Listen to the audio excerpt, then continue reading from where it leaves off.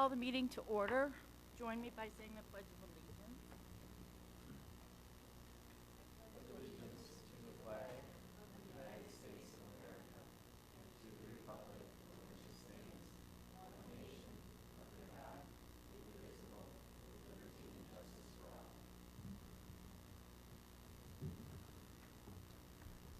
Mr. McKinnon.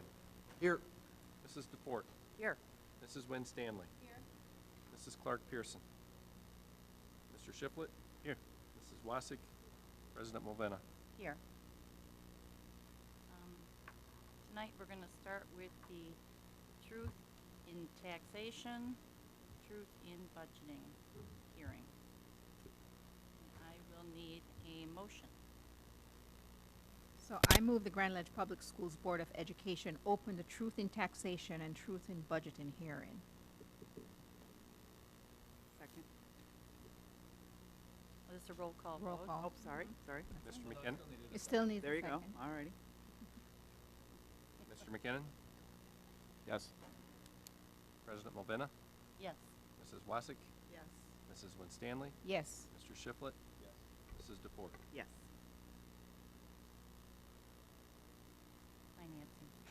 Good evening. Want to bring to you the annual Truth in Taxation and Truth in Budgeting hearing tonight.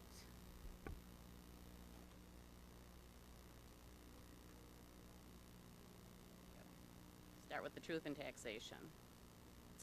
So we'll just give you a real quick example of how a millage rate and how taxable values, everything is calculated. A mill is $1 on every $1,000 of taxable value.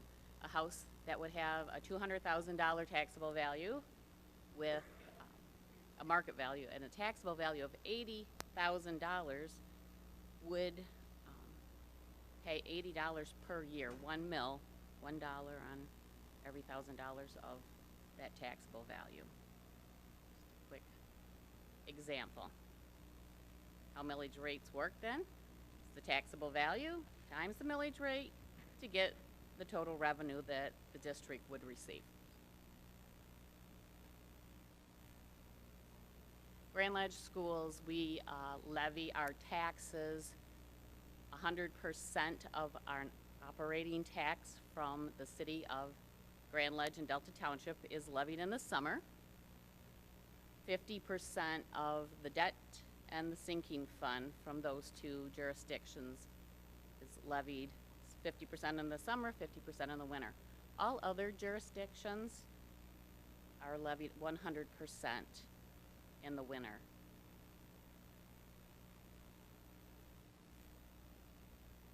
Just some quick fund accounting rules. The general fund is our main operating fund. That pays for the day-to-day operations of the district. There are no restrictions on our foundation grant. Grants, of course, are restricted to the purpose that the grant is funded for. The debt fund, that is property tax that on all property. The debt fund levy is only to pay the debt premiums for the fiscal year. And the restrictions on that, of course, cannot use those funds for day-to-day operations at all. They are strictly to make the principal and interest payments. Sinking fund, taxes on all property. Restrictions on that, again, cannot be used for day-to-day operations, can only be used under the rules that we follow by the Department of Treasury. They can't be used to purchase buses, cannot be used to purchase technology, basically can only be used for building renovation and land acquisition. Start with the general fund. The millage rates this year for the general fund, the non-homestead tax rates will be 18 mills. We do not levy any mills on industrial personal property, 6 mills on commercial personal property, and then the state education tax that actually flows through to the state of Michigan and comes back to the district through the state aid funding. This millage rate is constant. The revenue is variable because it's based on the taxable values for the year.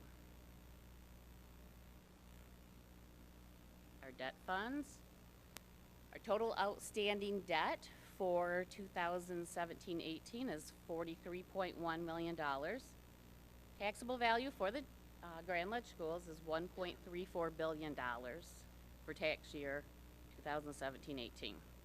Our annual principal and interest payments for the upcoming year is $5.25 million, and the millage rate that we need to levy to make sure we have enough money to pay those debt and interest payments is 4.19 mil. No change from this previous year. Our levy has remained constant. You got my question. That's what I was going to ask you. That Yes, had gone down. has So- no change at all. So can I ask, I'm looking at the millage rate for the bond payments. That's what you're referring to as not changing, right? Correct. That's just to make the bond payments. And you may not know, but it would have gone down if the taxable value had gone up, or we had just more development that would have added more businesses and people, just more property owners paying Correct. If we had more something, value, right? yeah, the taxable value is increasing. I'm trying to remember, but will we predict at least some taxable value going up? Don't we, in building Yes, that?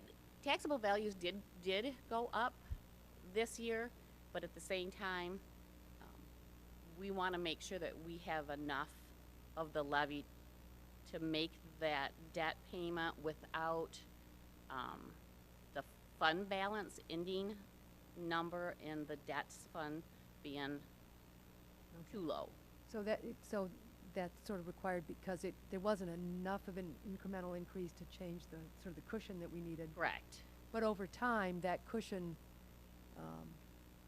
if we don't need it, then at some point that could go down a little bit. But 4.9 mils, when you consider that a lot of people have exceeded the 7 mils, is still really pretty low. It is very low, and So it's a good point. There's a slide coming up that Okay, I'll stop we'll now. see. I'm your plant. Well, the other This is just, it shows you what our debt millage history has been over the last several years, and you can see where the debt millage did go up. And again, as Sarah said, that was due to property values declining, and then when the property values declined, needless to say, we had to raise the debt levy to make those debt payments. And it has started to decline over the last couple of years. Some of that is due to we refunded both of the bonds. So we refunded the 1994 bond in 2015. We refunded the 2007 bond last year in 2016. We'll go on to the sinking fund. Sinking fund was approved for 0.8 mils for 10 years back in 2011. However, this year, we are experiencing our first Headley rollback, first one since 2006. This permanently reduces the mills that we can levy for our sinking fund down to 0.7968. And again, the sinking fund goes through 2021, that levy that the voters approved in 2011. That's not part of the 4.919 mils? That is not. Okay. That is an additional levy. Right. The 4.19 was just for the debt payments. Yeah. Okay. What is a Headley rollback? Headley rollback is something that occurs if property values are increasing faster than the inflation rate. If that happens, we get fraction reduction calculation we have to use, and that applied to us for the first time like since 2006. So. But it's essentially the same idea as where we where at one point we were getting closer to 6 mils on our debt service, and now we're down to 4.19. We're essentially rolling it back as we have increases. But Headley does it for ones that are not, That don't have that. that don't have that aren't securing a debt. And these are the ones that have a set mill, right? The ones that are a set millage. Right, they're and are voted not as a set based mill. on, Rather than voting for a certain amount of debt that we would be acquiring here, you're just voting for a certain amount of millage for sort of heavy repairs that come along. correct. So we have a standard, okay, that makes sense. So here's just a recap of what I just went over. There was no change to the non-homestead, the operating mills that we levy. No change to the debt service. And of course, the capital improvement due to that Headley rollback is decreased by 0.0032 mils.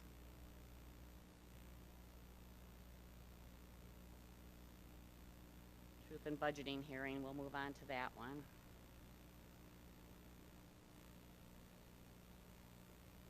Here's that slide that I mentioned to you. Don't always believe what you hear. You hear people say Grand Ledge taxes are high. Well, maybe they are not that high. This slide shows comparative millage rates for other area school districts in the Tri-County area. And as you can see, Grand Ledge falls very near to the bottom on the taxes that we levy here. We do not levy that much. We're pretty good to our taxpayers. Funds. We have several different depositories or silos of funds that we manage here at Grand Ledge Schools. The general fund, again, the main operating fund, food service fund, community education and school store, the sinking fund, and then the debt funds.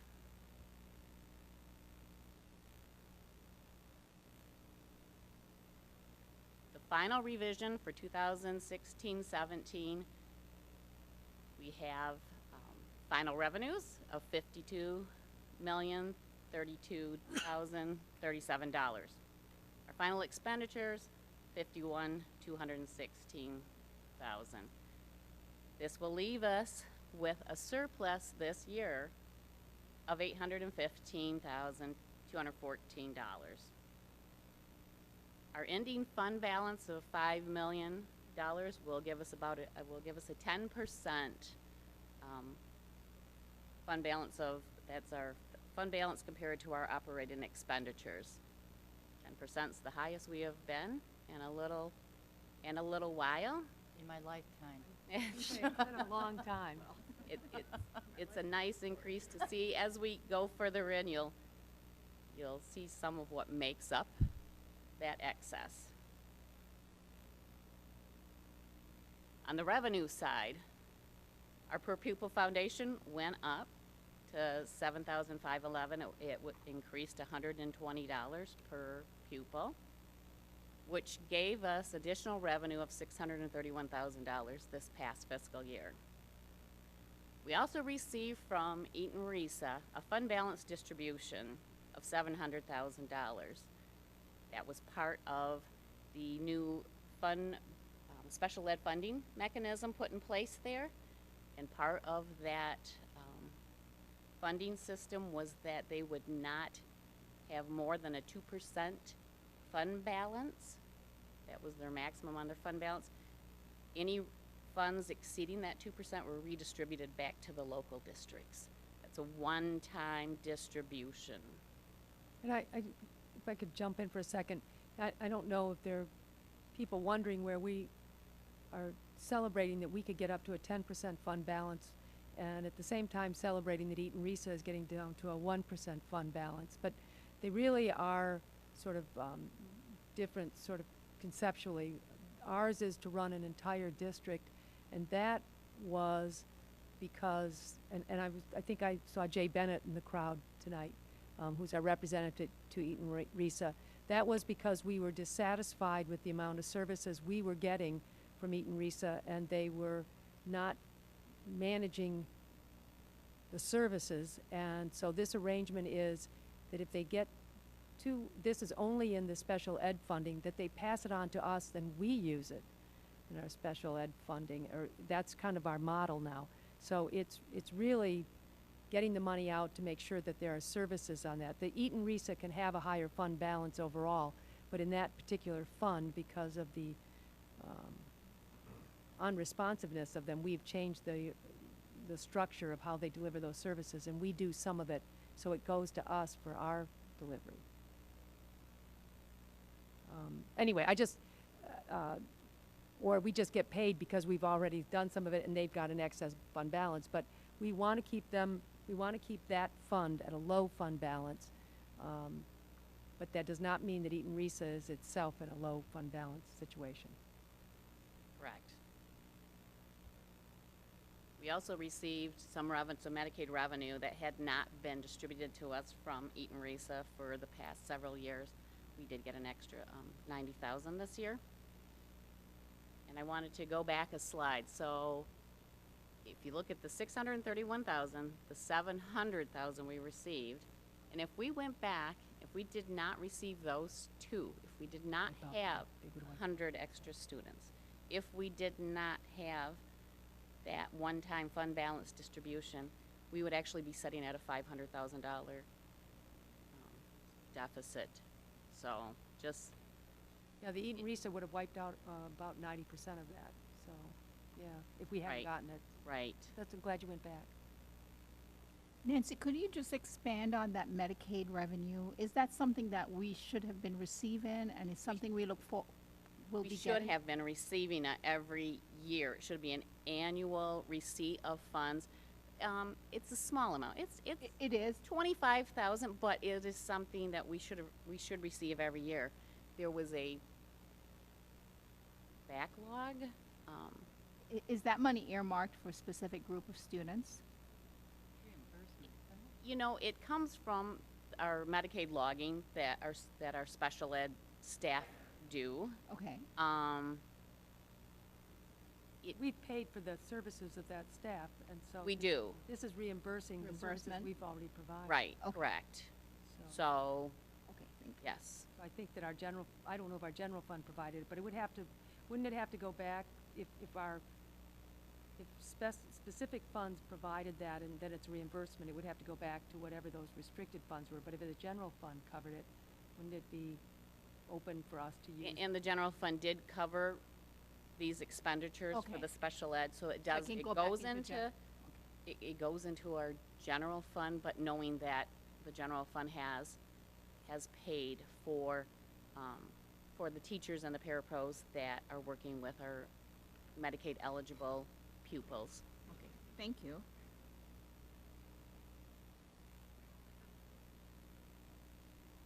So revenue's looking forward to 17-18. We're thinking $120 per student is the increase. Of course, that still, I do not believe it has been signed yet by the governor, though I think it was headed his way. That would bring the statewide base up to $76.31 for the minimum and $8,289 for a maximum on the per pupil funding.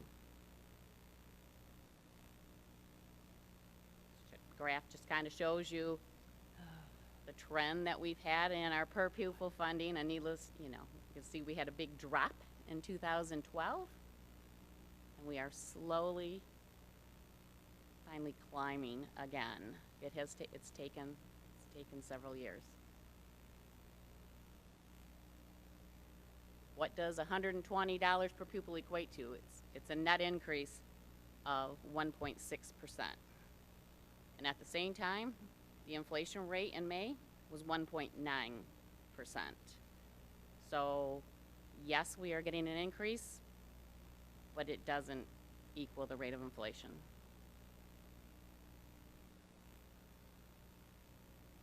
Our enrollment. For 2016 and 17, we had two different enrollment projections that we would be, one we would be down, one we would be up. we actually budgeted for no increase. And as I said earlier, we experienced 100 additional pupils. So 17, 18, these same forecasters are predicting us to be down. So we are projecting a decrease in enrollment of 33 pupils for 17, 18.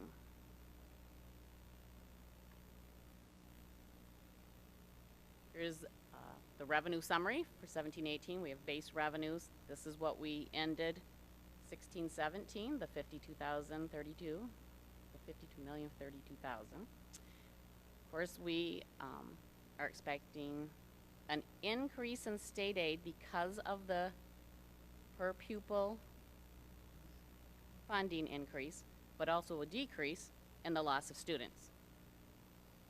We had several different revenues we know will be reduced next year. Our E-rate revenue will be down about 72,000. Federal grant revenue is going to be down about 300,000. Eaton Risa Parapro revenue, money that we received from Eaton Risa for staffing and contracting with them for their parapros and their center-based programs. We're going to lose that, 802,000. When we get to the expenditure side, you will also see that same expenditure coming out. There's the $700,000 fund balance distribution. We will not be getting that this coming year. And then the reduction in the Medicaid revenue. That leads us down to $50,205,000 for revenue next year. That kind of shows, it looks like a very big drop in revenue, $1,826,000. On the expenditure side, we ended 2017 with $51,216,000. We are going to have increases in wages and fringes for all staff of $500,000. There's the Eaton Risa parapros, taken out the $802,000, and then just our expenditure reductions. We do not have buses budgeted for next year. We purchased some computers this year that we will not be purchasing next year, and then there was some funds in there for software training for the business office implementing the new general ledger software, and those will be out of the budget. So the total expenditure is $50,167,000. So again, we had a big drop in our revenues. We also have a big drop in our expenditures of $1,049,000.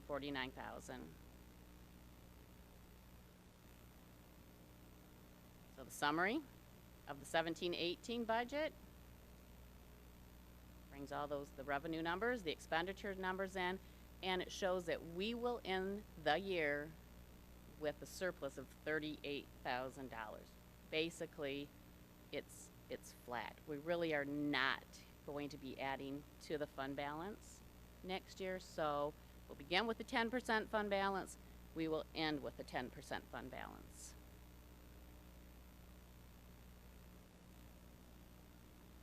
Are there any more questions from the board? I have one. Uh-huh.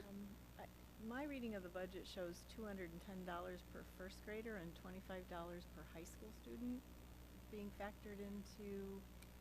And at the our time funding that next this was projected and the budget was pulled together, that was still a question. I noticed late last week that they're still talking about possibly giving extra money for high school students. And $210 for first grader. That's in the contract. That one I have to admit, I have not heard that one, and until the governor really signs the. Until he signs it, but the conference bill, I mean, they have to vote it up or down, or he can veto it, but that's in there right now. Right, so those are not budgeted in there at this point in time until we have some true numbers that we can take to the bank Well, and arguably the 210 per first grader is supposed to be translated right into literacy efforts as part of the third grade reading bill, so. But that would be a nice bump as well. And I know that Yeah. the high school funding had been in early in the year, and then it was kicked out by, Yeah, but it's in the. a couple of the, like the House or the Senate or both of them. So that one I did not have a lot of confidence in that one passing. I see they just decided to add it back in. It's in the conference. Right. I had a question also. I was curious as to where you got the number of 33 students with the predictions. And that's based on current enrollment as we see it right now, from the exiting students and the students that have enrolled in our programs at this point in time. Based on where we were last year at this time and just using that and going forward with that number. It's always a guess, It's a, an educated guess. it's an awful guess. 33 just Excuse me? number. Both predict low, yes. And actually, the House and They Senate actually Fiscal predicted- Agency both say that enrollment across the state of Michigan is predicted to go down over the next several years. So it seems to be the trend. I think if I remember correctly, Stanford had us down like 75 for next year. And they were off last year by a certain number. We did not expect to be up at all. We were hoping for stable. But when we looked at everything, we know right now that we graduated close to 400, and our kindergarten is not quite to 400 yet. So we are looking and saying, all right, if we just stay true with where we are today, we should be down 30, 40 students. But again, It's a guessing game. it really is a guessing game. Right. Yeah. It would be great to be stable. Well, it's hard to believe. I see all the new homes being built in our district, and it's hard to believe we're going to lose kids. And, it just seems like Michigan, because it's so manufactured based, it's just always flowing. They're laying off, they're hiring, they're laying off, they're hiring. So I think We were such an exception. I mean, other school districts around us, most of them were down in enrollment this past year. We were a real exception this year. So it'd be nice to continue to be an exception as long as it goes in the up direction. Anyone More else? Questions? And I would ask, are there any questions from anyone in the audience? Okay, thank you. Thank you. Thank you, Nancy. Then we're going to close the Truth in Taxation, Truth in Budgeting hearing. I need a motion. Move the Grand Ledge Public Schools Board of Education close the truth in taxation, truth in budgeting. Second. All those, well, we don't vote on that. Next, we have the approval of agenda items. I need a motion. I move the Grand Ledge Public Schools Board of Education approve the June 26, 2017 agenda items as presented. Second. All those in favor say aye. Aye. Opposed? The motion carries. Now we have approval of consent agenda items, and that would include May 22nd and June 12th, the regular and work session meeting minutes. Can we back up? Did we not vote on the closing the truth and taxation? No, I don't think we do. No, I think you have to vote to close it. Is it a roll call vote? Yeah, isn't it? Oh, I see a roll call there, but why would we not vote to close the hearing? It's not a, Yeah, and we don't, the thing is, you can't say all those in favor. oh, but you're only moving to close the truth in Right. budgeting hearing. So you're Right. closing the hearing and moving to the next, well, I'm gonna check that while we're doing this. I'm just gonna check the statute on that. It just seems odd to me. It does seem odd, but But, so keep going. all right, Sorry thank to you. interrupt. Continue on. Meanwhile, Ignore move me. the Grand Ledge Public Schools Board of Education approve the June 26, 2017 consent agenda items as presented. Support. All those in favor say aye. Aye. Opposed? The motion carries. These minutes.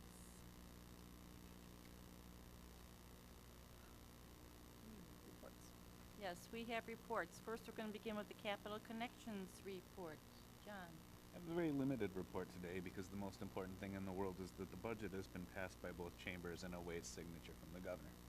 And while things are currently contained in it, at the state level, the line item veto is still deemed constitutional. And so the governor can go through and just strike out lines willy-nilly here and there as he sees fit, or whatever guides his decision making. As came up during the Truth in Budgeting meeting, the current conference board does have $25 per high school student and $210 for first graders to vote. This is devoted to literacy, so I'm not, with a restriction that only 5% can be on professional development and curriculum development. So I'm not sure what they want the rest of that money to go for, and I get nervous about the idea of one-time money, you know, like hiring another human being as another reading coach or something like that with that money. So I'm not sure yet what we should be doing with that money, assuming it survives, you know, the great line item veto massacre. Additionally, they passed the MIPSers reform package, and then that was signed, and that's going to create yet another class of employees for us, and further complicate, well, Nancy's job, and I think the decision making that has to go in for, you know, new teachers we hire and how we talk about contract negotiation and compensation. And we changed it last time in 2011, so we got, I think, 6 years under this plan, which actually feels like a long time with this particular set of legislators and executive staff, because they do seem to want to rewrite the rules every 5 or 10 minutes. And I think it would give a lot of consistency to the board, to our budgeting process, and to teachers, and then also to prospective teachers who are trying to determine if this is the career that they want, if they understood what the landscape was going to look like when they arrived their first day on the job. And I think that changing MIPSers, which actually seemed like the numbers for how the fund was being funded and things like that were trending up, I don't know, it just seemed like a short-sighted decision on the part of the people who tell us how to spend the money that we give them. So I mean, it was a big week, but tragically not a lot that we can affect change-wise among us ourselves. Although, you know, both of our, well, I guess if you live in Eaton County, both of our legislators did vote against the transfer of school aid fund dollars again, which at this point largely feels like a kind of hollow and empty gesture, considering everybody knows that it doesn't stand a chance of passing. But, you know, I do appreciate that they at least do make that showing. And I think that it's going to end my report. Oh, they're currently in break, so now is a good time, if you see them out in the world, to reinforce the importance of public education, considering that our president put an anti-public education person at the Department of Education. We need all of the state protection that we can get. Good point, thank you. Next, we have the Eaton RESA report, and Jay Bennett is here to give us that report tonight. He is our representative.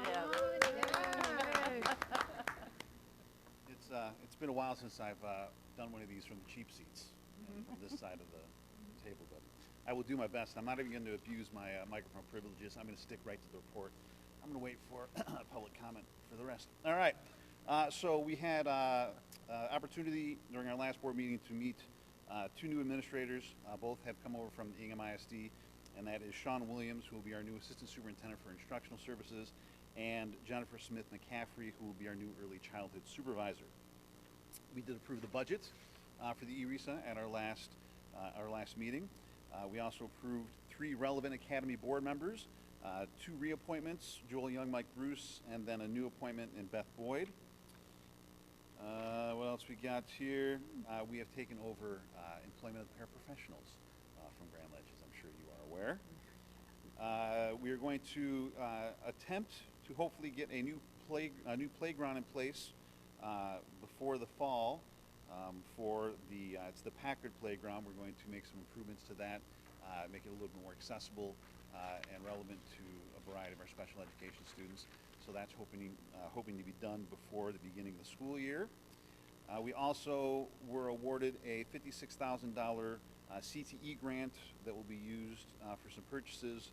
One of the first purchases will be a virtual reality welding simulation trainer that will allow the students to practice welding in a virtual environment. That cost was $23,417. The rest of the grant will be used for a variety of other needs that are being currently identified and prioritized for CTE. So that is the Eaton RESA update as I have it. Any questions for me? Thank you very much. All right. Thank you. Can I use the virtual reality welding simulator? Well, you know what? Give me a call. See what I can do for you. Excellent, thank you. You might have some pull. Next, our governance committee. Governance committee has not met since the last report, so we have nothing to report. We need to get something on the calendar, don't we? Yes. Okay, thank you. Grand Ledge Education Foundation, Denise. They have, the Comet Chase was held on Saturday, June 17th, and they were very happy. It got in before the rain. They said that the number of participants was comparable to the past, raised between $10,000 and $12,000. We'll have a report or a meeting probably beginning of July to go over all that. There was also a Tot Dash, a 1 mile run for kids, and then the 5K. There were several former students that came back and had record times, lots of support from the community, and possibility of 3 new members. They've been trying to get the word out that we're looking for new members. So there were 3 individuals that were in contact with Tom, and we will hopefully have them at the next meeting to see if that's something that they want to commit to. So, Okay, when you say Tom, Tom Souls, the president? Tom Sowell. All right. All right, thank you. Certainly. Next, Grand Ledge Parks and Recreation, Pat. Yep.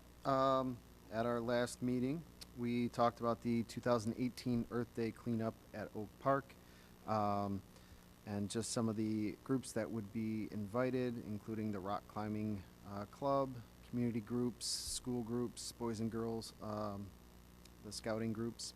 The main thing what we talked about was the JC Park Master Plan, which includes an amphitheater, sand, volleyball court, basketball court, skate spot, picnic shelter, multi-use farmers market, and a multi-age playground, including a spray pad or a splash pad, which is what you might have seen and heard about and read about. That is through the Public Spaces for Community Places crowdfunding initiative / matching grant. So there's I believe it's $35,000 or $50,000 that they'll match for a splash pad, and it only goes for the next 6 months. So that is why there was a big push for it, even though there's been multiple community fundraisers for other things going on. So that was kind of what we talked about. And if you haven't been able to see the master plan, I believe it's on the website, but it's pretty impressive. So. Thank you. Next, Superintendent's report. We have several short reports, and we'll start with the elementary ABCs report. Did he really say that?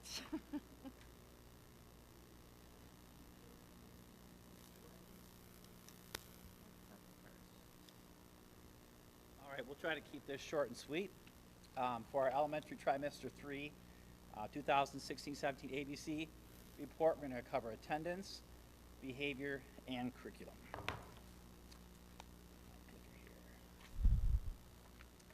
Core curriculum and instruction with focus on reading and math. Obviously, in elementary, those are 2 very important areas, so that's our focus.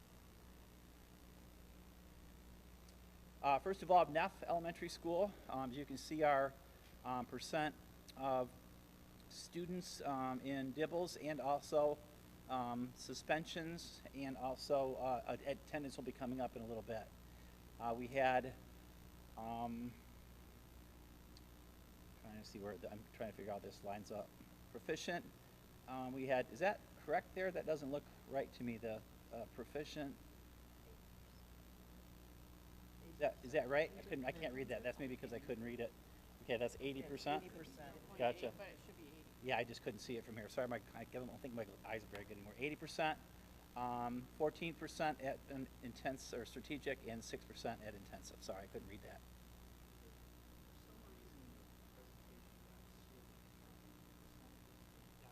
Yeah, that's what threw me off. I didn't know what that. Usually I would say That's 80%. 80%? Yeah, just Okay. and I know that 0.8 would probably be another way to say it. It just threw me off a little bit. Sorry about that. Dave, when we talk about Okay. the breakout of, proficient, strategic, and intensive, that's kind of what we're supposed to expect, right? 80, 14, 6. Yeah.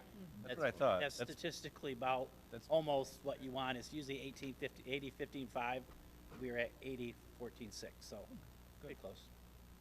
And then we had about 15% of our students in the, I think it was 5 or more. Is that where we're at? 5 or more? 5 more? So that's NEF. Unless anybody else has any questions? Go to center. The one to switch is that one. That goes forward, and that's the red one. So Got you it. want to show it. Thank you. Okay. Good evening. So this slide shows our attendance data, and if you recall back the last time that we presented, our numbers were atrocious because of all the illnesses that we had. So the data looks a little bit better. Our highest is 5th grade, which I'll speak to in just a minute. It's a very intensive group of students with many, many needs, behavioral and emotional. And so some of them missed, parents chose to pull them out of school just because of their emotional needs. So we're close to 20% there for that last trimester. Our out-of-school suspensions, we had one 5th grade student and one 6th grade student. Questions about the rest of the attendance data? And oops, there we go. Yeah, this is our DIBELS data, and again, we had, so our 1st grade is 72% proficient, 2nd grade is 72% proficient, and 3rd grade is 80% proficient. So again, just like Patrick's, was it Patrick that said 80, 15, 5, or was it John? John? That's what we're shooting for. Again, last year's 1st graders were very intensive with their needs and ended the year at 56% proficiency. So there are 2nd graders this year ending at 72% proficiency. So, yes, Denise, question? Do you know what the kindergartners came in last They came in, it was high 60s. Okay, thanks. It was high 60s. So, and then our strategic and intensive for 1st grade, you can see they're almost close together, 13 and 15%. And then 2nd grade was 12 and 16%, and 3rd grade 9 and 11%. We also have the English language learners at our building too that are factored in there, as well as the ASD students. And then this is our NUIA data. This slide shows the percentage of students making their projected RIT growth goals. And this is a growth slide versus a proficiency slide, which is what we've done in the past. So we had 86% of our 4th grade students reaching their projected RIT growth goal from fall until spring, so the entire year. And in math, 85% of those 4th graders. In 5th grade, as I mentioned, they are our most intensive group right now, with about 40% of them receiving Tier 2 and Tier 3 services and interventions.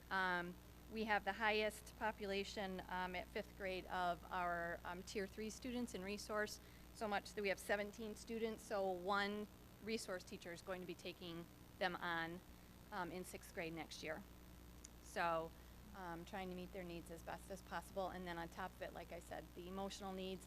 By the time they finish taking all of their MEEP tests, with their emotional needs, I looked at the timing that they took on their NUIA tests, and it just wasn't there. They just rushed through, they didn't care, and it's something that we're really gonna have to work on next year as the 6th grade, team, trying to get them to care, even though they do have such high emotional needs. But 40% of them is out of the whole entire group is pretty high for Tier 2, Tier 3 interventions and services. And then 6th grade, 74% met their reading growth goal, and 72% met their math goal. questions? Okay.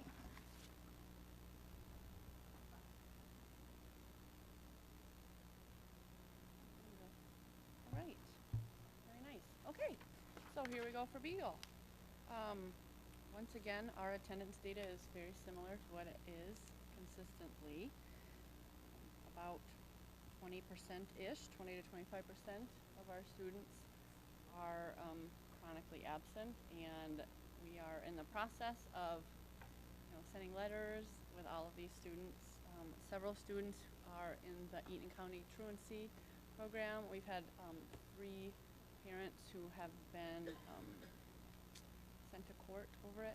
So it's an ongoing issue, and depending on how the law comes out with, we have to start from scratch next year or not. We have several cases that will be going over into next year as well. So we just keep plugging away the best we can at it with sending letters and phone calls and all of that. If you take out a lot of the medical needs that we have several significantly fragile students because of medical issues, then those numbers go down in all of the grade levels. But it's still a significant number. And then out of school suspensions, of course, just like the rest of the buildings, we try not to do that. We do that only when absolutely necessary. So we had 2 students in 3rd, 1 in 4th, and 2 in 5th that were suspended out of school this year. Pretty violent acts. That's what got them where they were out.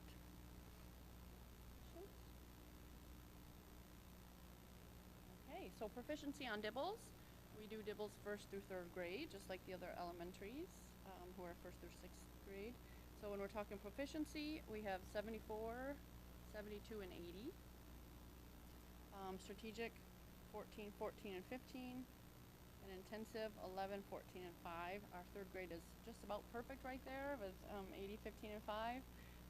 Better than perfect would be even better, but we're not there yet. So our 1st grade is very intensive this year with behaviors, certainly. And we added an ASD program, as you know, to our building. So that has certainly colored some of those numbers because we have our biggest numbers in 1st grade of ASD students, and they take the tests and don't perform as well because there's only so many accommodations you can have on those. But overall, they did well, and we keep plugging away at Tier 2 and Tier 3 interventions in order to get them to perform better even. When we look at the NAWIA, I just know I'm going to hit this 14 times, and it's going to zip on through like 3 of them. It's not, I really am hitting the bottom button. Thank you, Kim. Hold on, let me do this. So our 4th grade ended at 61% of the students making their RIT growth and 86% in math, which is actually quite nice to see that math number improving over time. And then 5th grade was 67% and 71 in math. 5th grade had a lot of transition this year with a teacher taking a leave of absence early in the year, and one class had 3 subs for the remainder of the year. One of them was half the year, but it was a challenge in and of itself with the transitions going on in there. And then in reading, in 6th grade, 81% met their RIT growth and 72 met their math growth. Pretty similar numbers in 1st through 3rd grade, in the 70s and 80s, and 60s actually. 2nd grade was a little more challenged in that way. So pretty similar numbers in 1st through 3rd grade meeting their RIT growth as well. More and more proficient. And again, we'll keep plugging away. Excited at the math interventionist to help with these numbers as well. So appreciate that very much. Questions? All right, I believe Wakusta's next. I think the battery's dead. Yeah, it's the bottom one, I promise. Yeah, that's the bottom. All right. Well, now I went. Ooh. Yes. Okay. Wakusta, kindergarten, 78% proficient. 1st grade, 95%. 2nd grade, 63%. 3rd grade, 76% respectively. Strategic, 14, 2, 16, or I'm sorry, 18 and 16, and intensive 8, 3, 19, and 8. Our kindergartners actually came in, our first graders actually came in high 70s this year.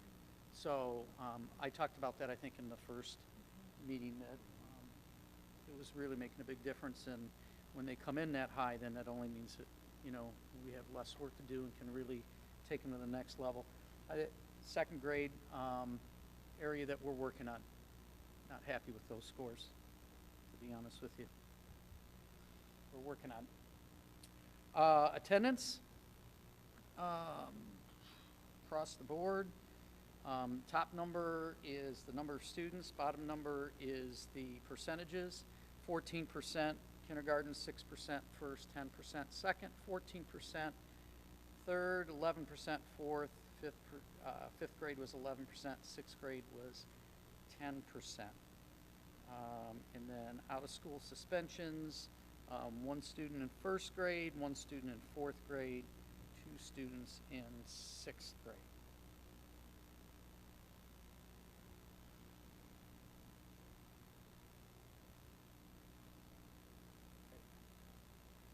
And then NWEA, math and reading, 86% for reading in fourth grade, 81.5% for math, 91% for fifth grade reading, 90.3% for math, sixth grade 71%, and 79% for math.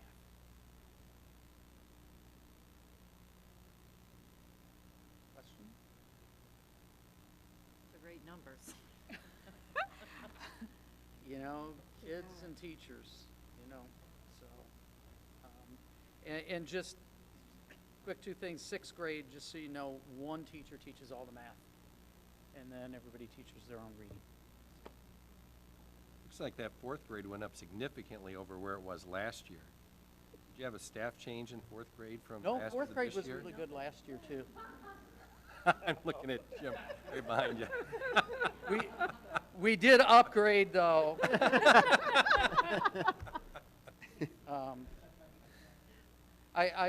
We have some really, really good people. And fourth and fifth grade both do some, in particular with reading and math, and fourth grade do some grouping based on where they are.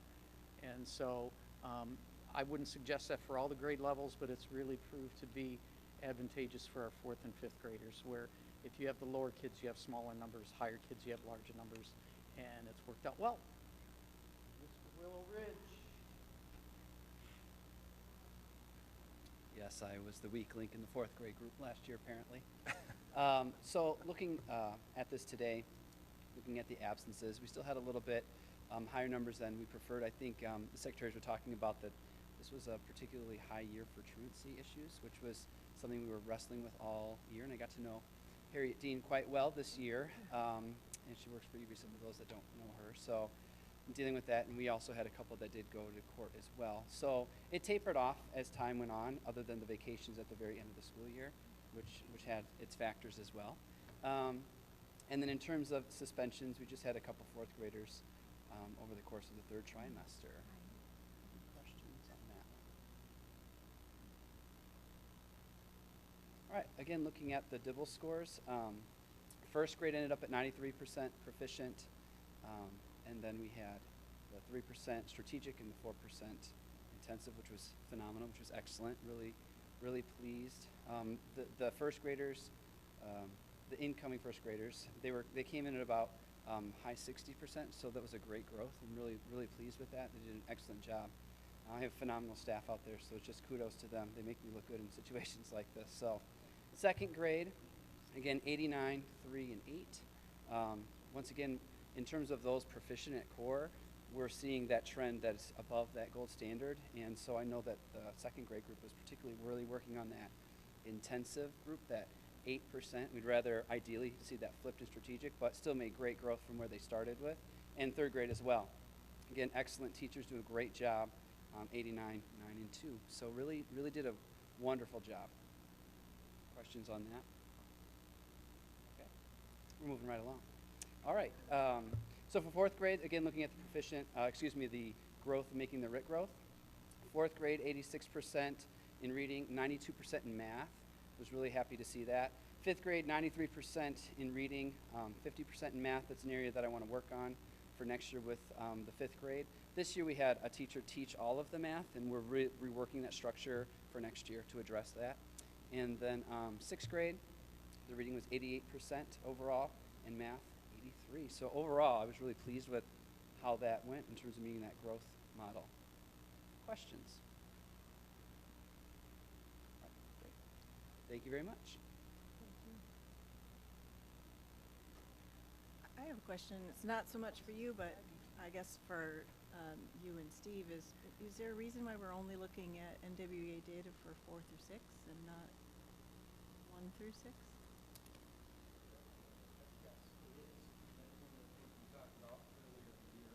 One of the goals we talked about was reducing the amount of testing with kids and the amount of assessing. That's what we struck on. We felt that the DIBELS was more appropriate for the lower grade levels and NWEA more appropriate at the upper grade levels. So we did not use a benchmark exam for first and second graders? No, I'm sorry, we did do first grade, first and second grade. I'm sorry, DIBELS was only at kindergarten. Right. And first and second, apparently. Third. And third. What? 1, 2, 3. 1, 2, 3 was DIBELS. That's right. And then it shifted. With the assessment that we were required to do by the state, we added NWEA back in. So we originally told our teachers, hey, guess what? We don't have as much testing. So we went back and said, oh, just kidding. That's we why do have that's why it was NWEA added. data for 1 through 6. Yes. We have that available. I'd be interested in seeing it. You don't have to come and do a presentation or anything, but if we have it, it would be nice to know how we're doing earlier on that particular measure. We can do that. And then, I'm assuming you do this, but obviously, 80% growth is great if the kids who are growing are our proficient kids and everybody, right? But do you map out to see who's not proficient and also not growing according to their own projections? And what does that data look like, and how are we doing in that respect? Because I'm okay with 50% of our kids growing if the ones who are growing the fastest are the ones who are also not proficient, but And with the DIBELS also looking at the information, are the same students remaining intensive, or are they moving, are they shifting, is it that same population always there? And I was curious too as how the reading and math coaches are being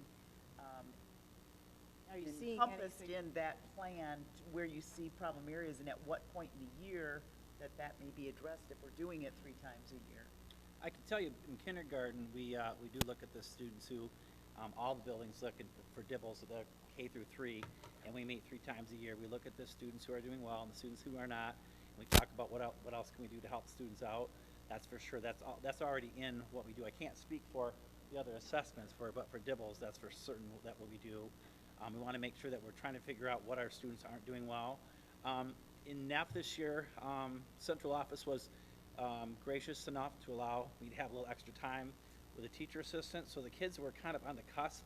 We worked at the end of the day with them, and that helped them go up a bit. Wasn't sure if we are going to make the 80% at the end of the year, and that went pretty well. Central office was also gracious enough. We're trying really hard enough to get our kids off to as good a start as we possibly can before they go to first grade, because then first grade can only build on that. So we're going to do kindergarten and Comet Boot Camp this year. We have about 25 kids enrolled. I was hoping for more than that, but that's how many kids we have right now. Is it 25? 25 students is all. Ann Anderson and I even got on the phone, called people, try to do a little sales. So we have 15 kids who are in the going to first grade. They're going to get 4 weeks, 3 days a week, and then we have 10 students coming into kindergarten. And we're hoping that maybe after a while, when it gets some steam and people find out about it, that we'll have some more students. And then I'm hoping maybe down the road that maybe we could do that from first to second and second to third. So we are trying to look at those students and try to figure out what we can do to support them. I'd just be curious to see, you know, because it's that group of kids who start out behind and then are also not reaching their own growth goals. You know, Exactly. that, Yep. I mean, not to mention the fact that their growth goals should be even higher to reach proficiency, and what we need to do more for them, I guess, and how to And that's the difference between Dibbles and NUIA. Okay, NWEA is not a proficient, No, I know. strategic, or intensive. So those percentages that we showed you, it shows whether that student, regardless of where they started, made the amount of growth that they were projected to do for the course of that year. And we'll get you that first, second, and third grade as well. There's already a document that we have shared on the Google Drive that has it by teacher, but we'll just change it to grade level, and you'll have that to look at. Well, and, you know, how does that map in? I realize that, but of our kids who are struggling with proficiency, are they also in that group that are not reaching their growth goals? Because those are the ones that arguably we want to really pay attention to and know that our resources are going. In my experience, sometimes it's the opposite. It's the kids that are lower and struggling tend to make their growth goals. There's a lot of interventions in place, a lot of attention. It tends to be sometimes those kids that are quite far above proficiency, or what we might call advanced, that struggle a little bit with making that growth because of the restrictions and some of the limitations that we can do in figuring out what we can do best to serve those students in terms of that growth model. So to answer your question, typically it's the kids that are the middle or those that are kind of struggling that tend to make that growth, but maybe don't reach that proficient level is what still we sometimes see when we get MSTEP results back. So they're still making their growth, they're just not that proficient level. And it's those kids that are the higher the advanced. I'll use my son as an example. So he was in that ballpark this time around. And so although this was fine, I had no concerns whatsoever with this teacher at all. It just was kind of that. And so he will score great and will represent our district well on things like MSTEP. Just the NUIA didn't necessarily meet his growth model. Does that answer your question a little bit better? Yeah, except I guess having data to show Yeah, that, we'll and get to, that you for know, you. would But be just good. as a generalization And at then this maybe point. we do need to look at more, how do we challenge our kids who are already doing well? Because they get to grow, they should be able to grow too. I mean, Agreed. the world needs them to grow as far as they can go. So, I guess, knowing that as a district, you know, it doesn't have to be me that you report to, but knowing that as a district that we are really looking at that and how we're spending our resources to support these kids. I don't know if there's any MTSS data collected that might shed a light on some of those same issues, in that we could look at those students from a different point of view. Because I know that you're reviewing all that data and looking at it from that standpoint, but then it doesn't translate for us into those statistics that we're looking at. So we don't know what you've got in place that's not making the big impacts. Yeah, Yeah, maybe like an overlap. Yeah, I don't where want you to. have that first graph that shows this is proficient, this is strategic, this is intensive, and of the 86 that were proficient, 45 made their growth goals, you know, which is low. But then we see that maybe the strategic and the intensive all made higher percentage of growth, and then boom, we do need to challenge the top by having that just in one piece. And that's probably, you know, for the next time for the administrators, that might be something to have them do. Yeah, I mean, I don't want to spend a lot of time chasing data to no purpose, but to me, there's a lot of purpose in. Right. Especially if the state mandates are putting money specifically in grade levels. But like Mr. G said, I mean, it also brings up the faults of the tests as well. NUIA is not a perfect, because like it said, it's going to test the kids that are high proficient in fourth grade when they come into fourth grade. At the end of the year, they're expected to know sixth grade curriculum where we're not supposed to be taught that. So they would not make their growth goal. Correct. So, you know, you know, if we see that data where the proficient students, the high proficients are not making growth, we may want to look at a different type of test or a different type of model. If I can real quickly address a couple of questions. Denise, you had asked about where the coaches come in on this, and I'm going to talk a little bit about them in the strategic plan because that was a big part of what we did with the ensuring the fidelity across the curriculum. I can tell you that their focus for the most part this year has been in Tier 1 support, supporting getting our core curriculum implemented consistently across the board. So that's been their focus, and what we've talked about is moving more to Tier 2 within the classroom, so providing more support training for those teachers to implement Tier 2 supports within the classroom. So that's kind of where they're at. In terms of the assessment, and Patrick, you mentioned looking at a different test. We are looking county-wide for the 18-19 school year. Most likely we'll be moving FastBridge across the district. And FastBridge is going to take the place of, it will take the place of Dibbles. In essence, it's 3 tests, or 2 tests in one, okay? We have 2 things we're trying to accomplish. One, for the 3rd grade reading retention law, we have to do this screener, and Dibbles is one of the approved screeners, so that's what we use. On the other end, and you mentioned this, Linda, for the evaluation piece, we're expected to have a growth model as well, so therefore NUIA. Okay, again, both of those, we're pulling kids from instructional time, so we've been trying to cut back on this. FastBridge is something that we're looking at. The county, several schools in the county have gone to it. By the following school year, everybody, including us, will be looking at FastBridge, and FastBridge is one assessment that kind of does both those things. It acts as a screener and a diagnostic. It also acts as a growth model, and it takes half the time to administer as NUIA does. So it's kind of one of those stones that can kill several birds, so to speak. So we are looking at changing that assessment, not following. That means you'll drop both? What's that? NUIA and the Dibbles? Yes. Or FastBridge? Yes, that is correct.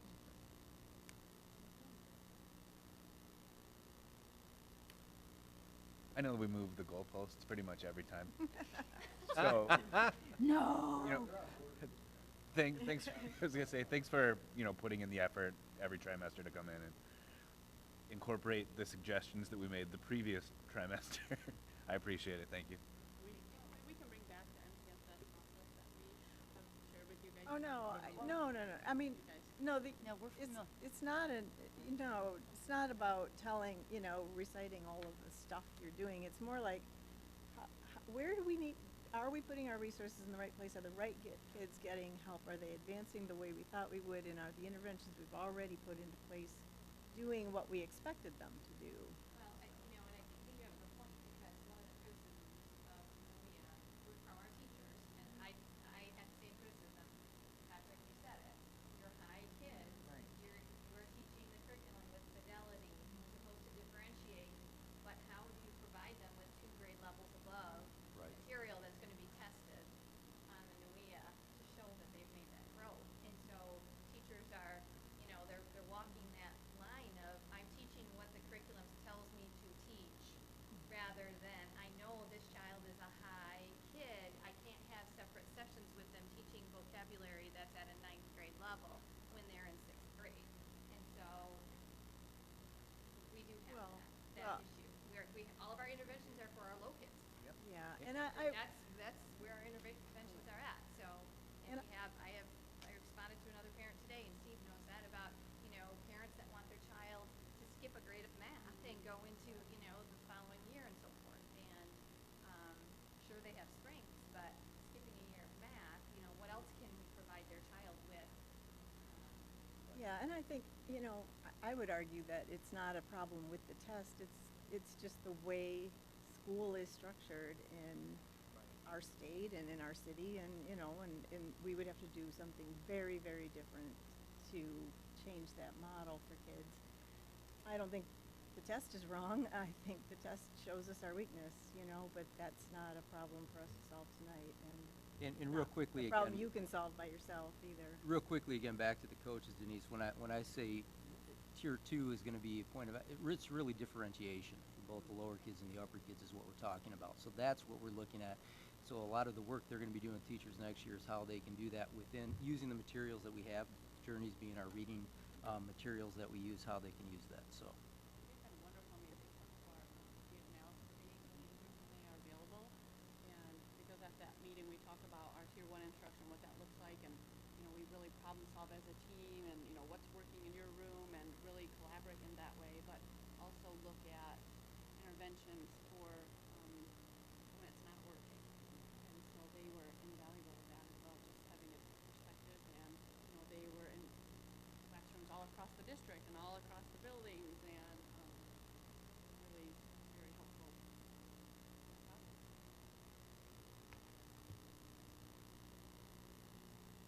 Thank you. Thank you. So much.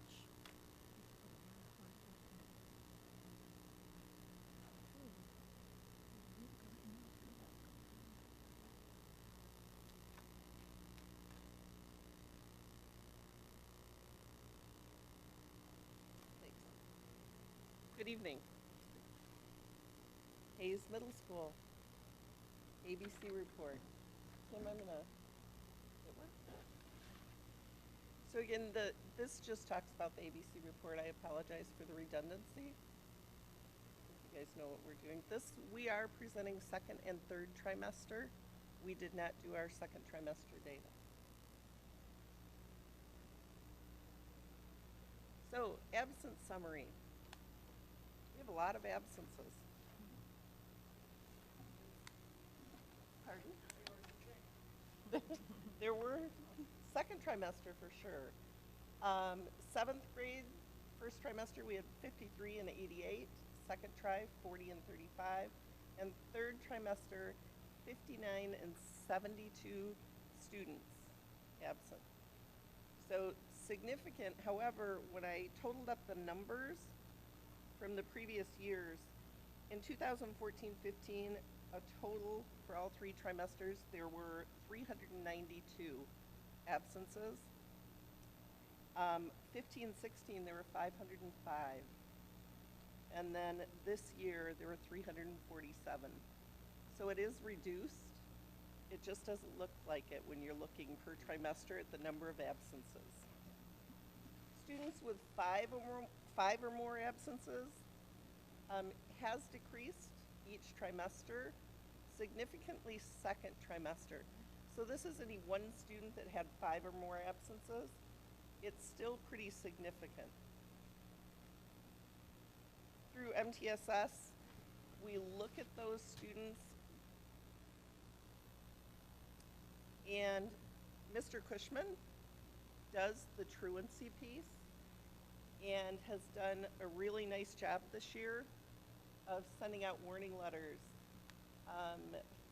Again, second try, the first warning letter, there were 23 and 45 for 8th grade, and that's just the first warning letter.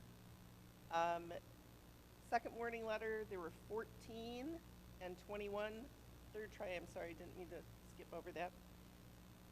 There were 6 and 5 for third try. And then second warning letters, 8th grade had 7.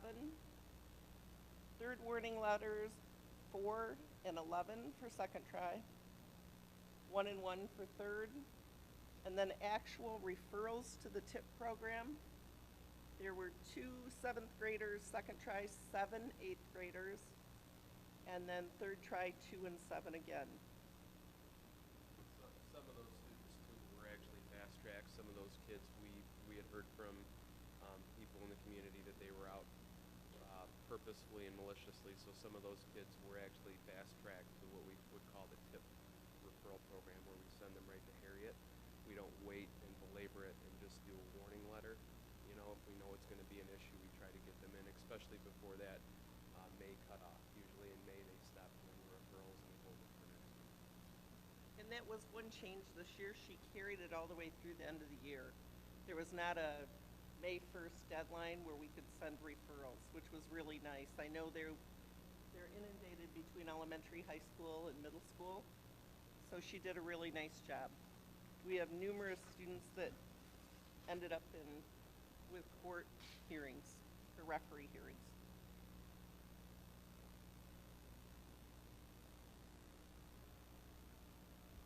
TIP referrals second and third trimester again.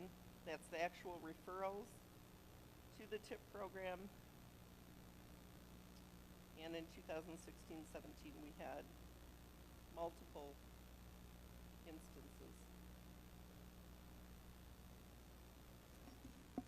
behaviors. Again, these look a lot different from elementary.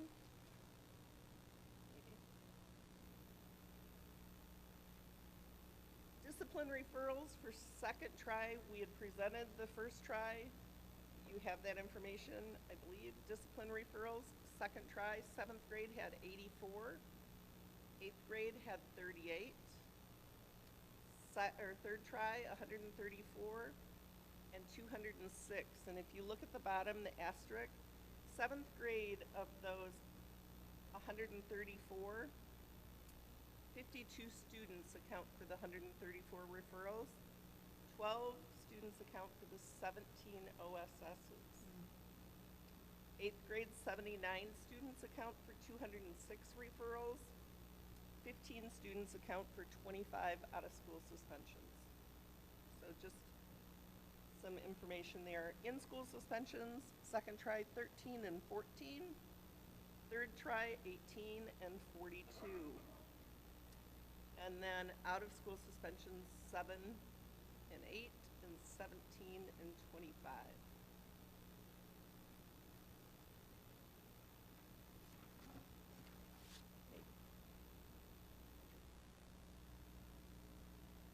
Referrals by student, and I know that I had included this before, just wanted to point out that the top 6 students have a number of referrals. That's what that graph shows.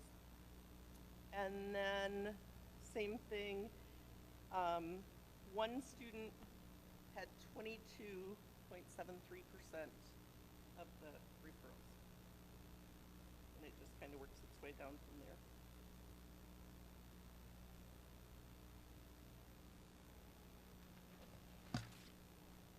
This is just our Swiss data. School months, when do most referrals occur? It's not a surprise. October, April, May are the big months. Spring break, spring, school's almost over. And that kind of gives you a breakdown of how many referrals. I know that's hard to read. Hopefully you can read it when it's in front of you.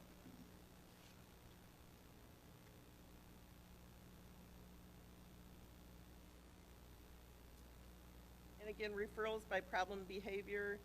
The significant problem behaviors are disruptions, defiance, and it says tardies, but we've removed those. So that's just because we have somebody that's kind of tracking tardies and meeting with those students. So abusive language was one of the other big things for middle school.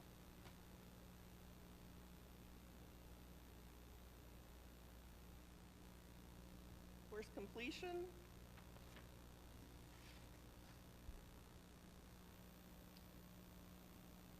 Second trimester, English for 7th grade was 90%, 8th grade was 92, math 90.5, 94.3, science was 93 and 86, social studies 93 and 88.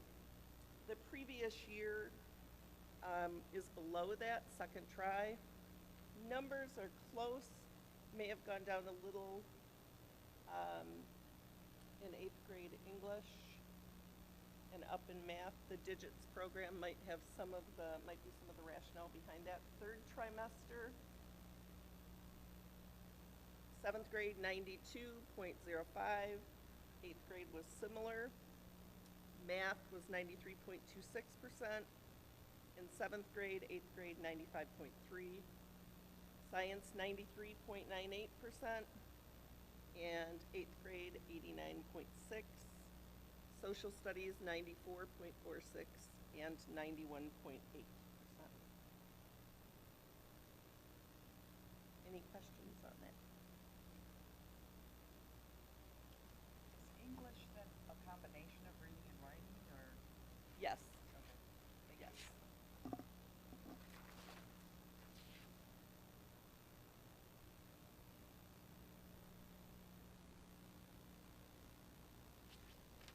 Grade counts for students, second and third trimester. Second trimester, A's. Similar to last year, maybe down a little bit. And during second trimester and third actually for A's, B's 1249 and 1165. So 26 to 24, 24 to 26%. C's 14 to 15%. D's 8%, and F's 6%. And if you look at the year below, the A's are very similar, B's are similar, C's. The D's and F's changed a little bit. Not real sure, don't have a good answer for that. Numbers wise, it's just an increase. And those are actual per class, so each student having each subject. So that's why the numbers, there's such a significant number of A's or B's. They could have A's in all of their classes or some of their classes. Historically, what we found is students tend to struggle more with science being one of the areas that they have more often than not struggled with their grades, and then social studies. So science, there aren't a lot of interventions per se, or social studies. One thing that we had done differently this year was we had a science coach. So if students needed additional help, they could see the science coach, go there for help during their science hour. So hopefully that pays off in the long run.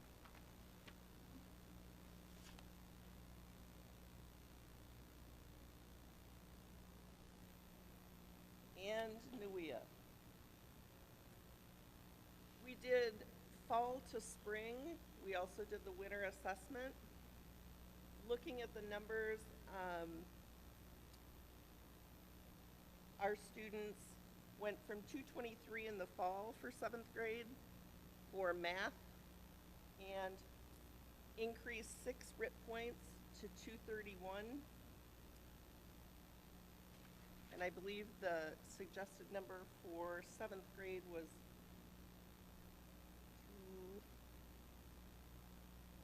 I don't remember. I think it was 229. We're above the RIT, the projected RIT growth for 7th grade. And then 8th grade from fall to spring, it went from 229, and then in winter 233, so they gained 4 RIT points, and then up to 234 for 8th grade in math. For reading, they went from 216 in 7th grade to 221, and then for 8th grade it was 220 to 226. So they showed growth consecutive trimesters for each test.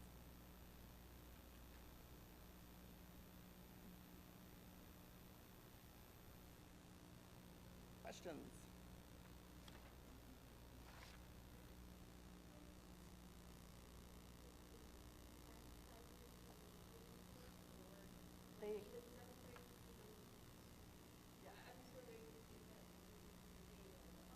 Well, they have increased this year. I believe 7th grade was the bigger class with 408, and I believe 8th grade was right around 401. So the numbers were up, I believe, from the previous year. Were we at 890, 889 last year, I think? Oh, 789. Pretty similar.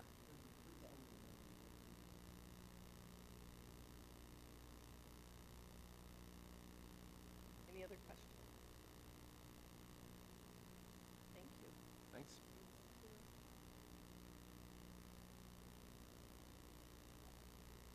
Ooh, good evening, everyone. It's like the Academy Awards of data. Yeah, yes it is. Man. All right, tonight's presentation will include our ABC report. Fun. There we go. Second trimester attendance data, second trimester behavior data, discipline data, and second trimester course passing rate data. Our second trimester, we had 1,722 students. 153 of those students had perfect attendance. 2015-16, 10%. 755 students had no tardies second semester, or excuse me, trimester for 44%. 215 and 16 was 43%. We address that with our deans of students. They continue monitoring attendance on a daily and an hourly basis. They support our students with completion of work for credit within the courses. They work with homebound instructors and families for students in need. And they work with families to connect to outside support services and work with Truancy Court. It should be noted that Truancy Court does not play a large part at the high school level. There are kids who come through from the lower levels that Eaton County TIP program will hang on to, but generally speaking, we're not in a position to give new referrals at the high school level. Here's year-to-year try-to tardy comparison. I'll just let you take a look at it, and then if you have questions, you're welcome to ask.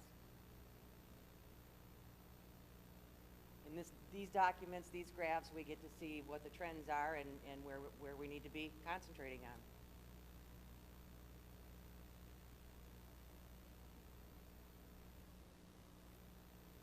Now, as we go through this presentation, please keep in mind that we're talking about class periods in the right up-hand corner there. So when you look at those numbers, they'll look astounding, but those are by hours, so I just want to make sure everybody sees that.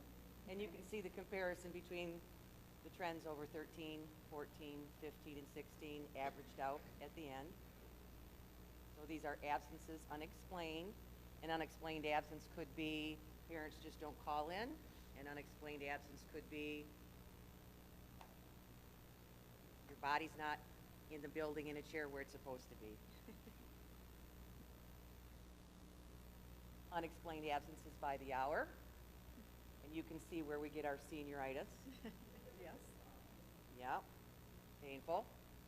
Hard to control. We're going to find a way. Here's the attendance summary for trimester 2. These are absences explained by hours. Again, class periods, 9 through 12, 13 through 16. We go up, we go down, we go up, we go down. So those are all data points that you take a look at and pick apart and drill down. Find out who we're talking about and who your major offenders are. Year-to-year try-to absent excuse comparison. Wow. Wow.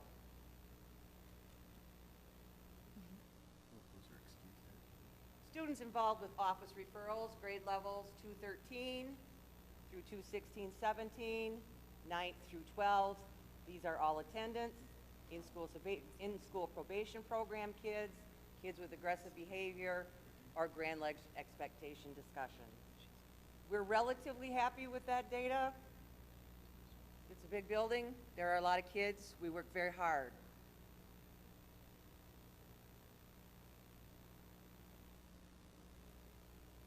Course passing, second trimester, 1,722 students. 80% 9th graders passed every class, 79% of 10th graders, 80% of 11th graders, and 89% for our 12th graders, for a total of 82%. We can do better than that. We will do better than that. Students with 1F, 2013 through 2016, 17. We'll let you take a look at that. 1F is one too many. Those are kids who are heavily involved in Tier 2 and Tier 3 interventions, most of them, not all of them, but most of them. We have some new opportunities this year. We're working with Davenport College with an matriculation program. Kids who have a 3.0 GPA or higher in their Grand Ledge high school courses are able to participate in this Davenport articulation program. 27 months from date of graduation, and there are 31 different courses at Davenport that our kids can take. There's also career prep articulation, examples being sports medicine, and all courses transferring to MSU, and 2 of the courses transferring to Grand Valley State University. This should actually read this is 16. 367 students graduated, 82 honor roll, 35 cum laude, 46 magna cum laude, 54 summa cum laude, and 35 students scored 30 plus on their ACT test.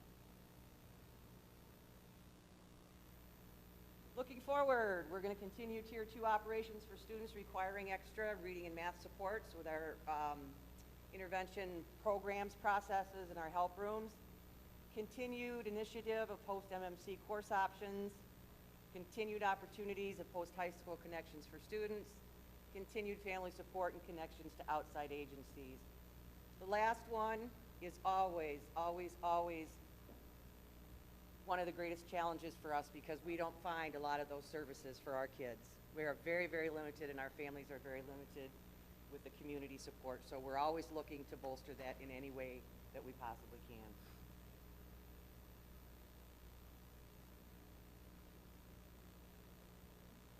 Must be, yeah.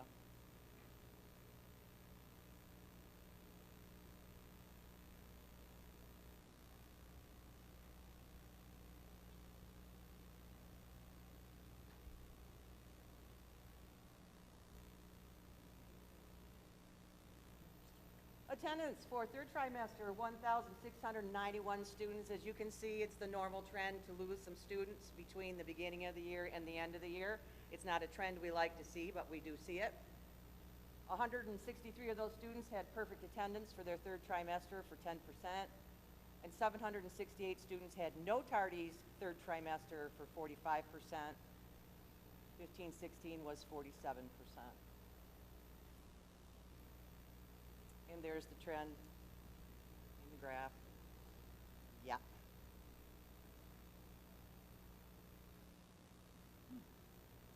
Attendance summary, absence unexplained, again, class periods, 9th through 12th, 13 through 16.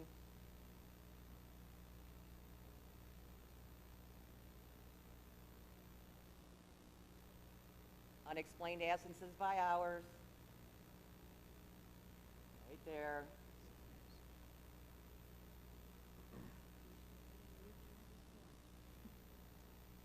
Attendance summary, trimester 3, absences explained. One of the things, and I've heard this before in the other presentations, one of the things that we're seeing grow and increase to what I consider to be a startling statistic is kids who are out of the building for very long lengths of time. Hospitalizations, surgeries, treatments. We had a Grand Ledge graduate who was unable to attend graduation out of the building. We're just seeing much more of that, and it's a little bit, I know my colleagues will say the same thing. It's getting a little bit startling because you have no control over those families and those kids when they're out of the building. I mean, you can support them to the best of your abilities, but if they're out of the building, it's hard to do.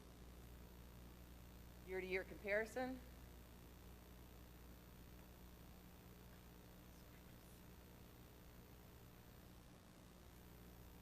Students involved with office referrals.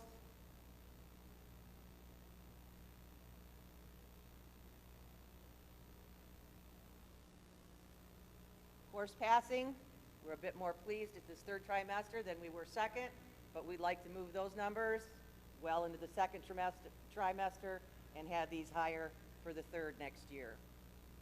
94% in 9th grade, 93% in 10th grade, 93 for 11th grade, and 97 for 12th grade for a total of 94%. Students with 1F, we're getting some things done in some places, have work to do in others.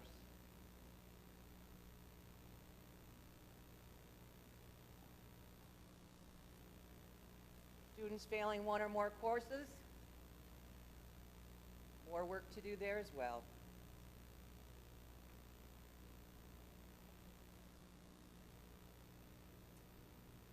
Questions? You know, have you gotten the results for the Michigan Merit? Not yet. Not yet. And what Shortly. about the SAT, ACT? Not yet? Not yet. No. Okay. Now, are those done on computers now, or are they? Well, Steve, maybe you can help me answer that.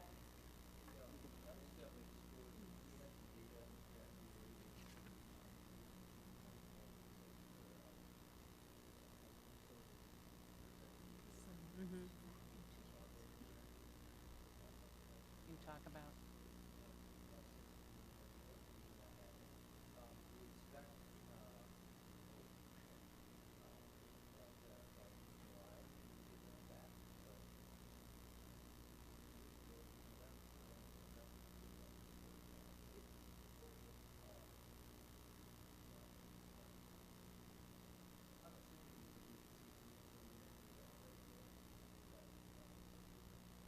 We're very anxious for it. Those are our growth pieces, and so we're always very anxious to have that data. Yeah, yeah. All right, thank you. Any other Anything else? questions?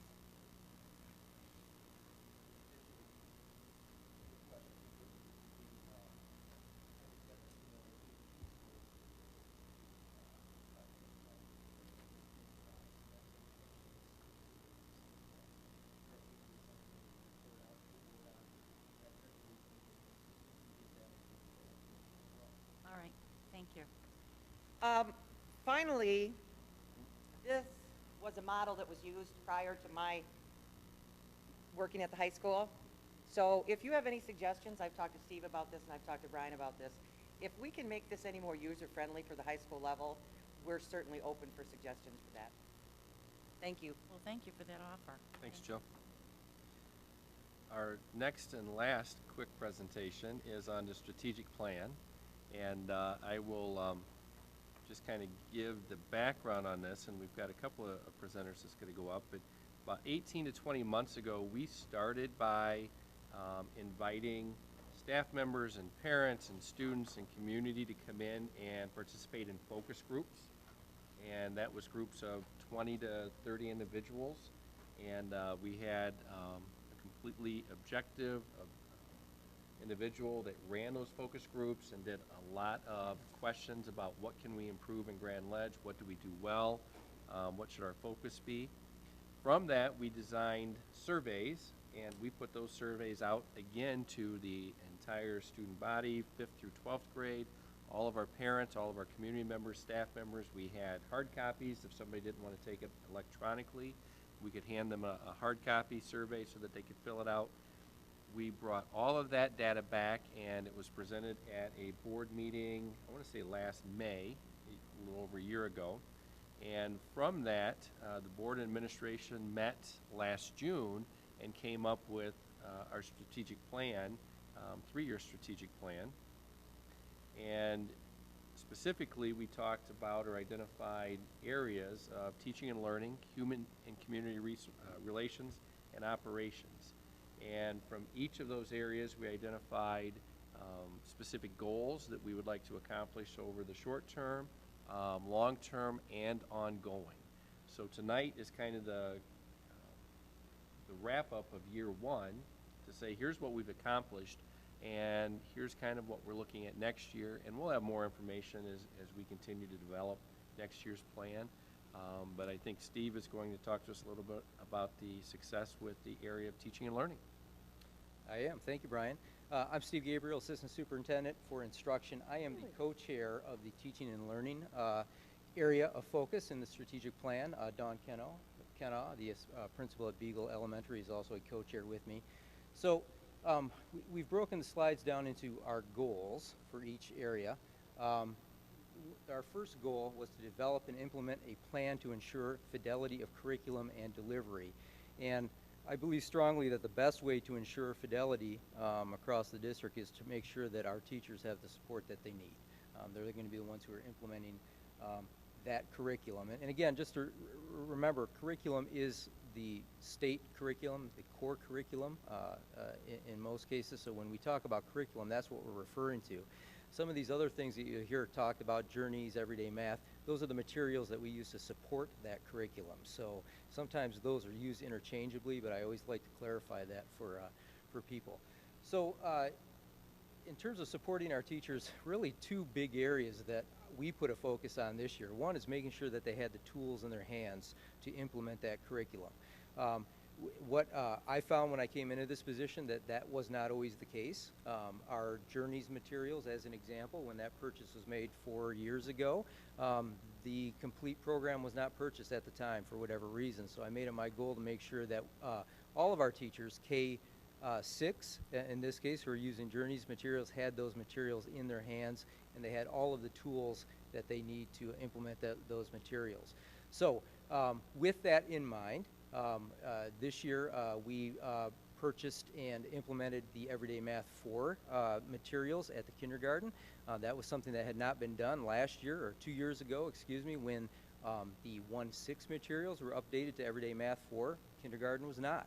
So we made a point this year of updating the curriculum materials at kindergarten level to match with the rest of the district, quite frankly, to make sure that we have that, again, fidelity, that common language that we're using across the board. Similarly, we updated the reading curriculum materials. As I just mentioned, we did not have the full materials in the hands of the teachers. We made sure that they had everything that's involved with the Journeys program at their disposal this year. We also, this year, just at the end of the year, we came to an agreement on some new ELA materials that will be implemented next year. That is something that has not been done for about 17 years in the district. As I said, the curriculum has been the core curriculum at the middle school, but they have not updated their materials to support that curriculum. So we had a lot of teachers going out and finding their own materials to supplement. And again, that's where we have problems with fidelity.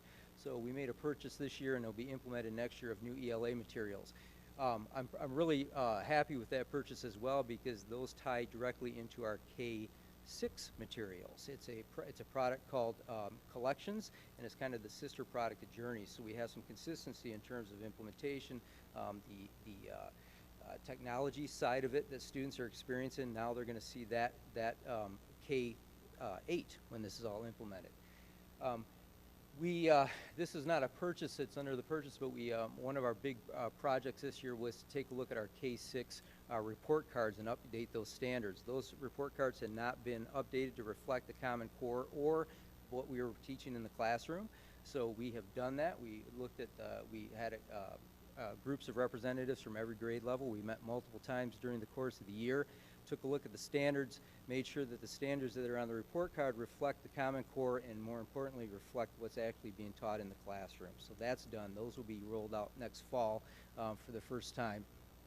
The focus with those was with the math and reading.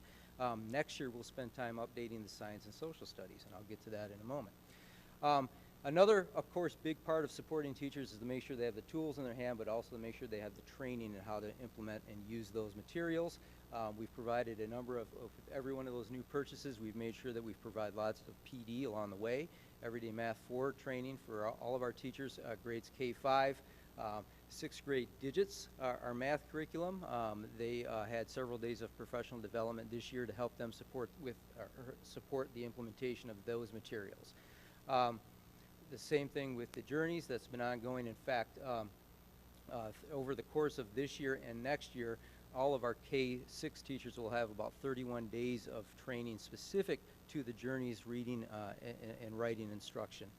So that's something that I think is a big improvement. We completed half of that this year. The second half will be completed next year. In addition to that, we've done some other things to support our teachers. You heard the conversation earlier about the reading and math coaches. That has been a huge piece to what we've done this year. And I can tell you that's probably, of all of the things that we've done, that is going to move the dial. It's going to have the greatest impact, quite frankly, on instruction within our district in terms of the consistency with that instruction, and I think in the long run with student achievement as well. As I mentioned, Ann Anderson and Sheila. Ann Anderson is our literacy coach. Sheila Bell is our math coach. They've been working throughout the year, and again, first rollout year, the focus has been on the Tier 1, so the implementation of that core curriculum for all students. So Ann has been right alongside the reps from the Journeys Company in terms of providing that PD, both on a large scale, but she's also been going in at least once a trimester and doing coaching sessions where we're pulling out grade levels and they're meeting with her individually. That is in addition to working with individual teachers and going in and modeling instruction in those classrooms and so forth. Sheila has been doing the same thing with the math as well. And you know, just to give you some idea, you heard some of the principals talk about the impact that that has had. We did a little survey at the end of the year of our staff to get a feel for them about what they thought of this, and it was overwhelmingly supportive of the role that Sheila and Ann have played, and we have that information we can share with you at a different time. But again, really excited. I think that has really helped our Tier 1 instruction. As I mentioned, next year we're going to start moving our focus to more differentiation in Tier 2 instruction, but also writing instruction as well as we move through the process. As part of this idea of communication and consistency, our coaches, and that would be Sheila and Ann, but also our technology coaches, Patrick and Kareem, we have implemented Google Classroom for the teachers in the district. Google Classroom is a platform that a lot of our teachers use to communicate with parents and kids about what's going on in the classroom. We've done it to communicate with staff. So we have a Google Classroom that we've created for every grade level. And every teacher in first grade, as an example, is a member of that Google Classroom. That allows us to push out information to those teachers and share information. So for example, when we were working on the report cards, we had a group of teachers that were on the committee, but then we were also able to share that information with the district as a whole within that grade level to get feedback from them as we went through the process. So that's been something that I think has gone a long way in terms of ensuring that fidelity. I mentioned the survey. We've conducted that survey to kind of see, okay, teachers, do you feel better supported in these areas than you did last year? Are you using the materials better and with more confidence than you did the previous year because of the things we've done? And the overwhelming result was yes. They're feeling much more supported in those areas. And again, that can be a separate presentation if you're interested to see that.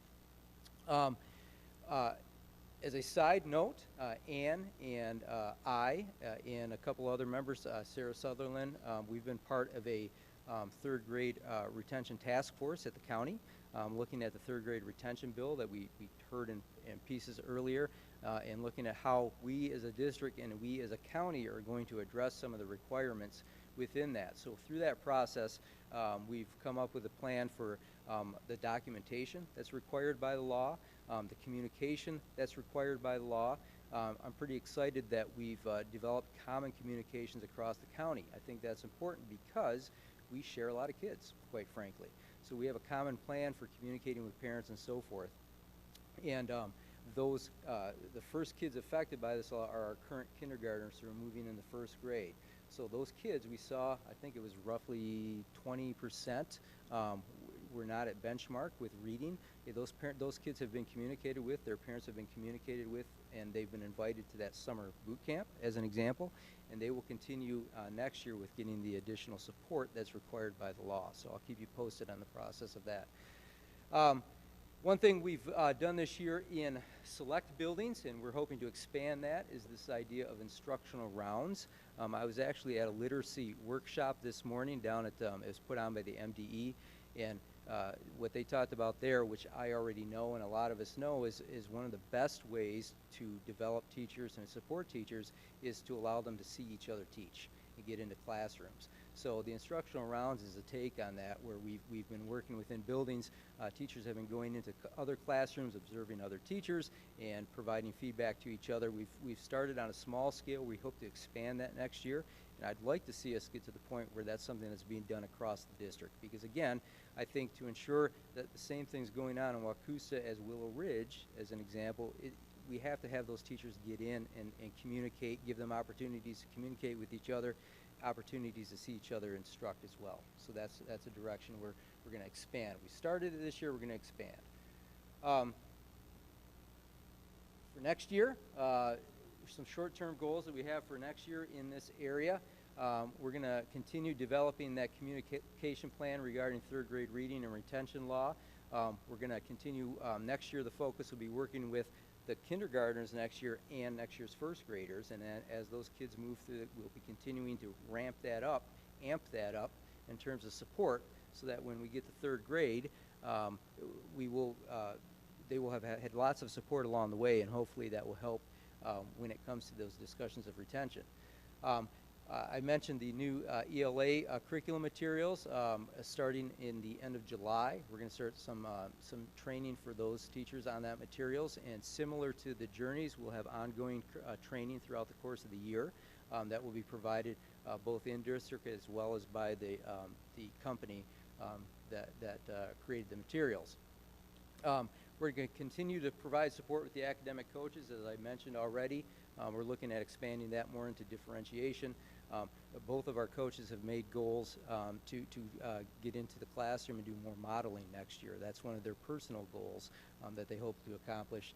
And something new that we're going to add to the docket next year is science and social studies. You heard that we mentioned that one of the presentations mentioned that we tend to have some low scores in science and social studies. There's a couple of reasons for that.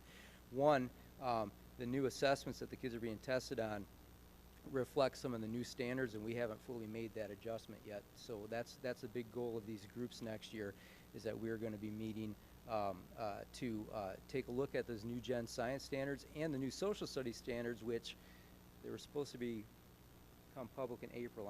They're not there yet, but they're coming anyway. So we'll be taking a look at that. And with that in mind, we're going to be establishing K-12 science and social studies leader teams. One thing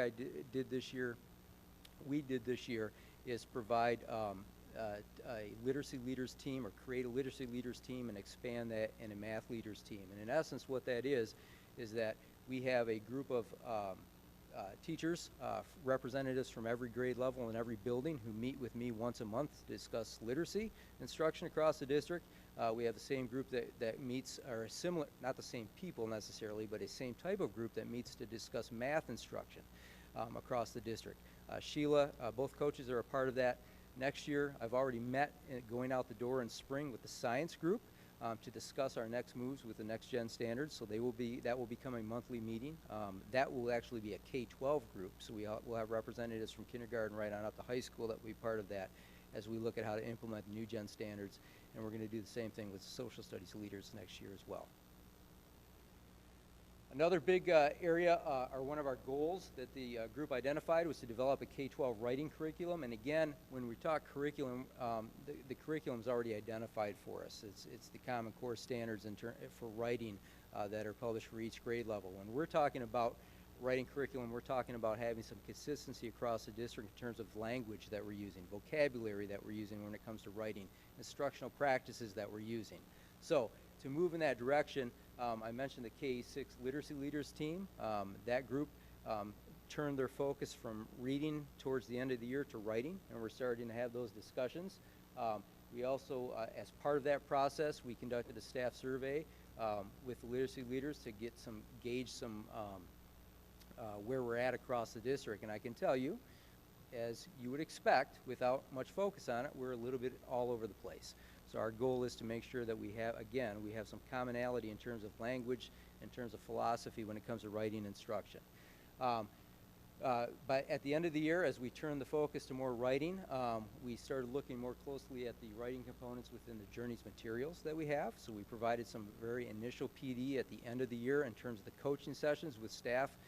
Next year, that will be much more of a focus of those coaches sessions, and the PD will be taking a look at the writing materials. And again, as I mentioned, the middle school materials tie into what we're doing at K-6. So again, we're starting to build that continuum in terms of language and talking about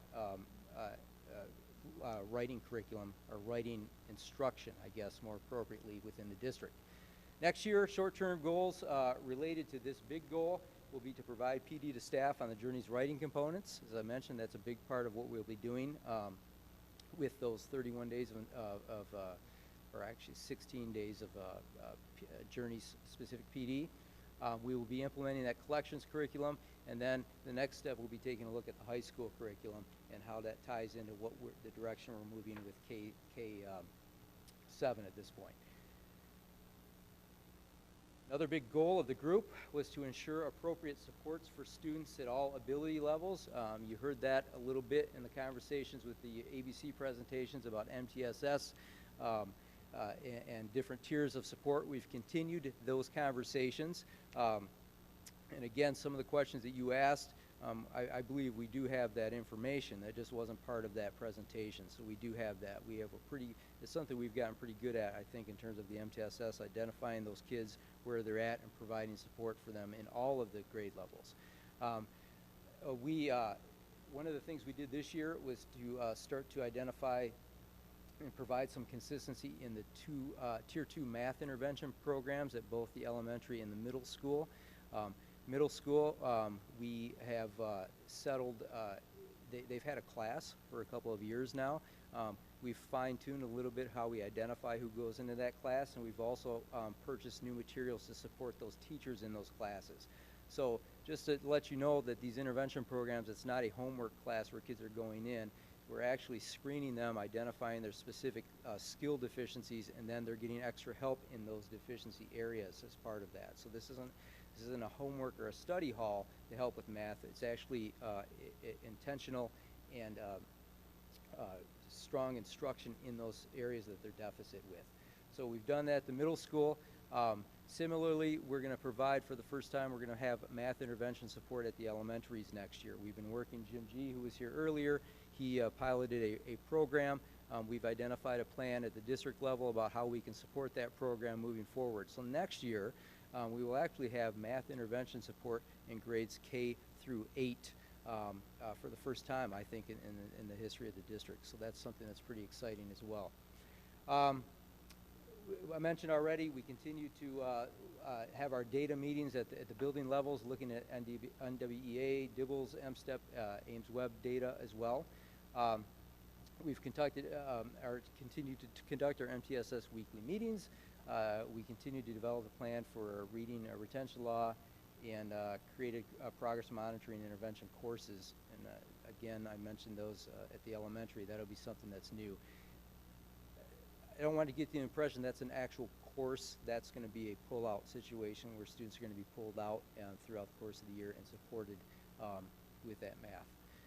Some short-term goals moving forward is to continue to provide and update the Tier 2 supports, the tools, the training for our teachers to help with that.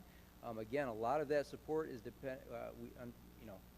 we depend on the teachers within the classroom. And when you have 25, 30 kids in your classroom, to be able to differentiate and provide Tier 2, that's a challenge. So what we're looking at is how we can better support our teachers in the classroom to do exactly that. So we'll continue with that. Develop additional strategies for struggling learners. We're looking at, we're exploring different types of electronic curriculum, materials, and those types of things. I mentioned the math interventionists at the elementary. Those positions are posted. We have PD scheduled for them in August. When they come back, those are going to be paraprofessional positions, and they will be supported by math teachers within the buildings at this point. And then, as I mentioned, we have a new materials or new support materials at the middle school intervention program we will be putting into play next year, and they will be receiving professional development in that in August as well, prior to the start of the school year. Another goal of the group was to provide relevant, ongoing, and sustained professional development to enhance best practice. I've touched on a lot of these as I've gone through, but here's a pretty extensive list of district-provided PD. In addition to what I've already mentioned in terms of the support for everyday math, Digits Math, Journeys Reading, we've had intensive training for our foreign language teachers this year on the new materials that they implemented this year. We've continued as a district to send our teachers to Capturing Kids' Hearts training with the goal that we have 100% of our teachers trained in that in the near future. I mentioned the teaching and learning. Those are kind of the walkthrough progress. We've had a small group of teachers that we hope to expand on that. And again, pretty lengthy list.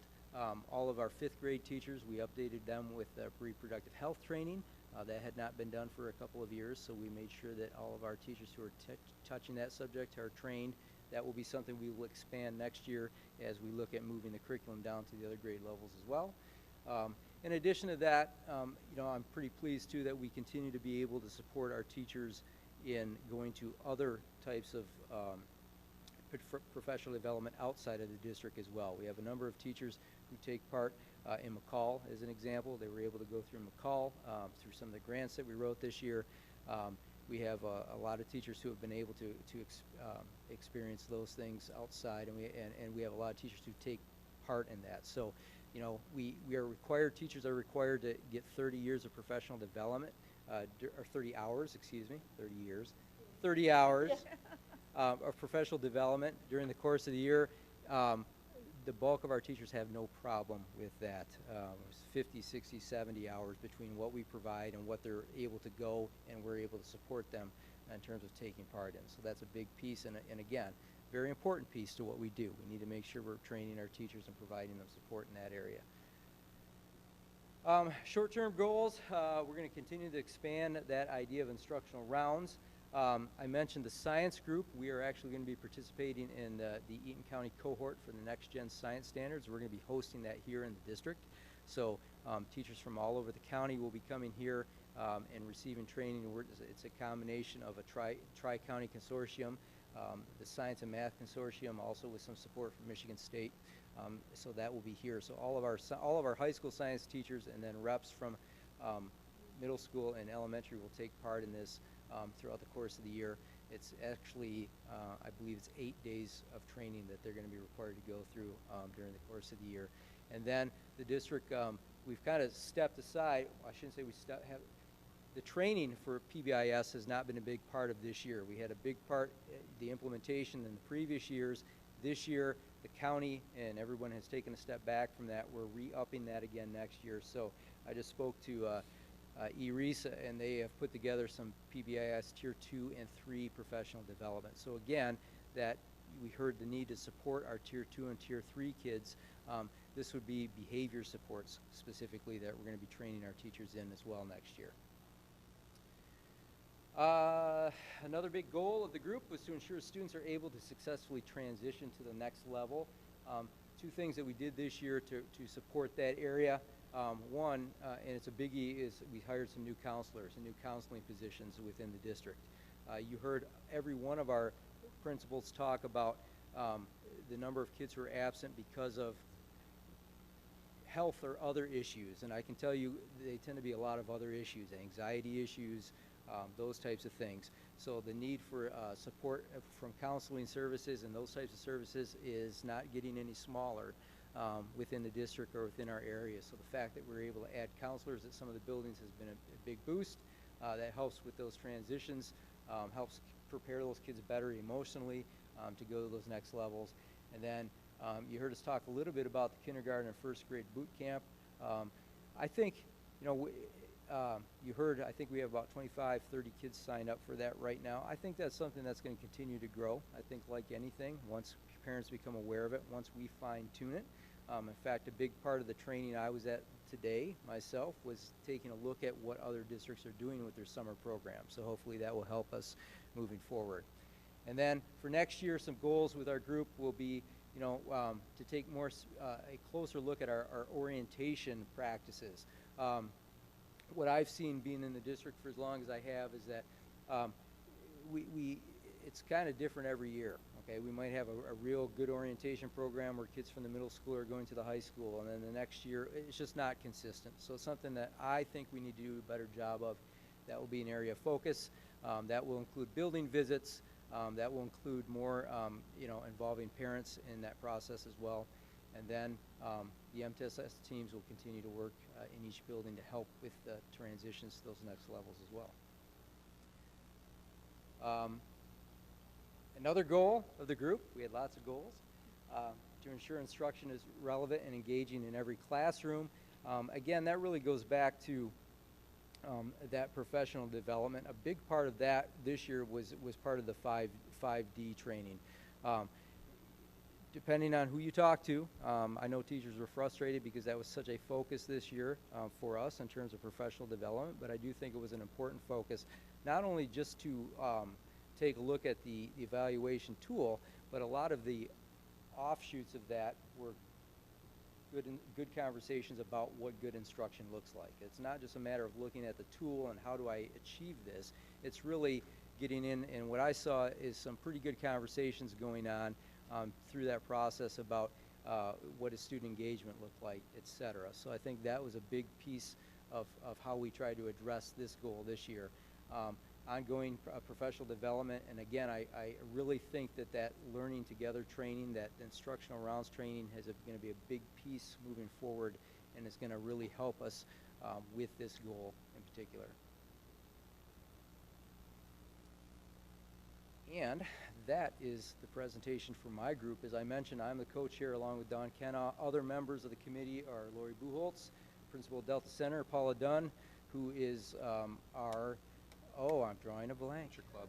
Thank you. I couldn't think of the term, Adventure Club. Thank you. I'm sorry, Paula, if you're watching. Dave Cushman, assistant principal at Hayes, and then Ken Wright, assistant principal at the high school. We're part of that committee as well. So that's our presentation. Any questions or anything I can clarify for our group?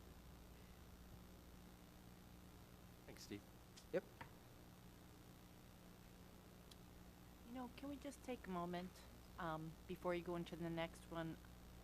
I know Lorraine is here, that you brought these wonderful treats for us, and I just wanted to give you a moment to.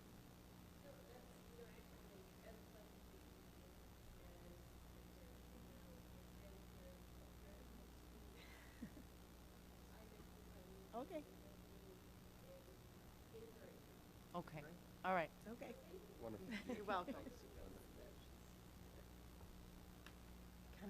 I heard Dr. Metcalf say short, so my goal is to be much. Well, I would say the teaching and learning is where a lot of the emphasis has obviously been placed over the past year, 18 months, and all the accomplishments that has happened there. We've had a lot of accomplishments in these other areas as well, but that's been a real focus for us. So we have 6 goals we'll talk about. The first one is nurture a culture of shared goal setting and ownership for results. So our committee does meet on a regular basis to continue to talk about communication and cooperation and how we reach our broader community as a whole. Just a couple of highlights. I'm not going to read everything because you have it, but we meet regularly. Next year we started talking about how we can encourage more focus on the strategic plan and the goals we're trying to achieve. So we're going to try to work towards posting these goals in the buildings to bring awareness more to our general staff, not just those that participate in this process, as well as our community as they come into the buildings as well. We want to include, we talked about it as a committee to bring external stakeholders onto our team because so much of our goals are related to communicating and reaching out to the community. So we want to do a better job. We have not had external contributors in the past, but we want to try to invite a few next year. Next goal is establish collaborative communication for positive educational environments. One of the big things we did this year was implement our Let's Talk solution, which is a way that people visiting our website who want to seek out email addresses, they usually come across a Let's Talk link where they actually enter their questions or comments directly onto a tool that's then routed to more than just one person sometimes, and we can also just kind of transfer that around to the people who can best answer the solution. Right, and as a result of that solution, every person who submits it gets a little quick survey of just a 1 to 5 rating. We are currently, 1 to 10 rating, and we are currently averaging an 8.5, which we thought was pretty good, particularly because most people who seek out communication have a concern, which isn't necessarily always in a positive direction. So we're getting an 8.5 result of our communications through that system. I think it's pretty positive. And that system is nice that it captures that data and captures our issues. One thing with that system also, if there's certain buzzwords in those emails, they raise to a critical level and communicate with a lot more people. So things that are happening in the community or buzzwords that are happening will reach resources pretty quickly. Steve mentioned, I think earlier, but one of the pieces we're taking on is as we develop our homework guidelines or our new philosophy about homework in terms of our families and how much and how relevant that should be, we're beginning to reach out and do some survey work with our students and our parents. A year ago, we did that survey work with our teachers, so we're gathering that data as a collaborative way of getting some more information about how homework impacts students outside. And can I just interject there? You know, that was one of the big question marks going to a balanced calendar like we're going to go into this school year, is that they were worried there'd be piles during the breaks, there'd be piles of homework dumped on their kids during the break sessions, and wanted to try to avoid that. I don't think we had any specific questions in that survey. I'm trying to remember the details, but that's definitely something that we probably should just talk about survey work in the future with our parents. Yeah, I think to it'd get be a great idea. Some concerns and ideas about that, so that's good. What kind of results are we getting as far as percentage of people responding to the surveys? You know, that was Steve's survey, so I saw the presentation once, but I don't have the details on the top of my, if we want to have him share some of those results, we can come back and do that, I'm sure. But I simply saw it in a presentation myself. But that was an example of what we're trying to do is reach out and get more information from our constituents.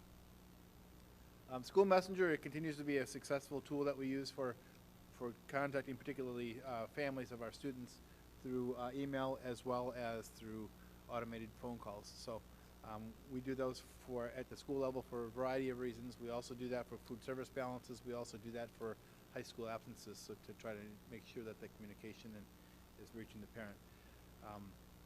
One of the pieces you'll see as a theme developing through these is that we are as a committee striving to look towards improving our use of social media.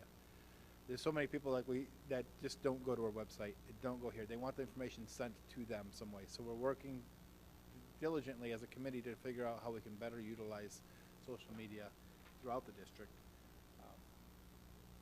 So the next one, is promoting commitments to instructional excellence. Just highlighting that, again, Steve kind of talked about the growth model for our teachers, and it's the growth model and evaluation system. So we are working with providing some of that vocabulary that they're using through school newsletters and other communication methods. So we're trying to bring the awareness to our families specifically about the improvement that we're working towards in instruction. One of the discussion points that we've had throughout the year is we're getting better about promoting activities that are happening in the future. And we haven't bridged that gap on really publicizing our successes. And so that's one thing that we're going to focus on next year is trying to gather, so we had this event, how did it turn out? Let's publish that piece of it as well. That way it'll propagate future interests for those activities and others.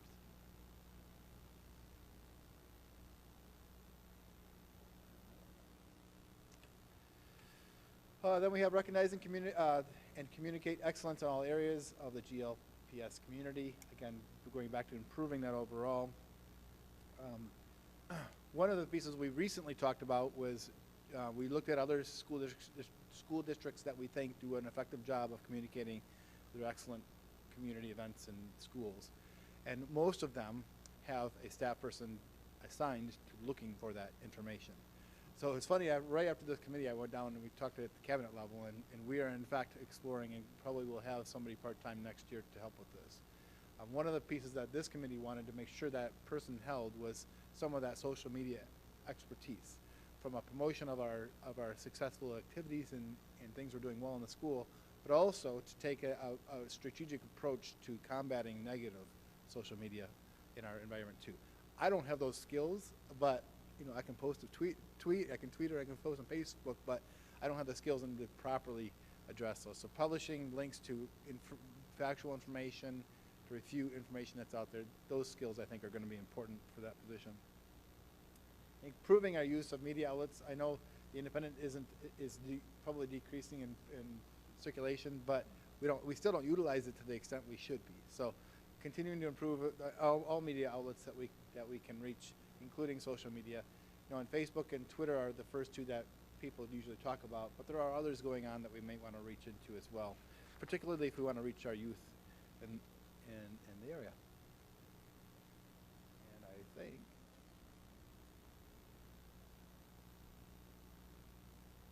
I talked about the wrong slide. There we go. That was our where's promote? I have mine out of order.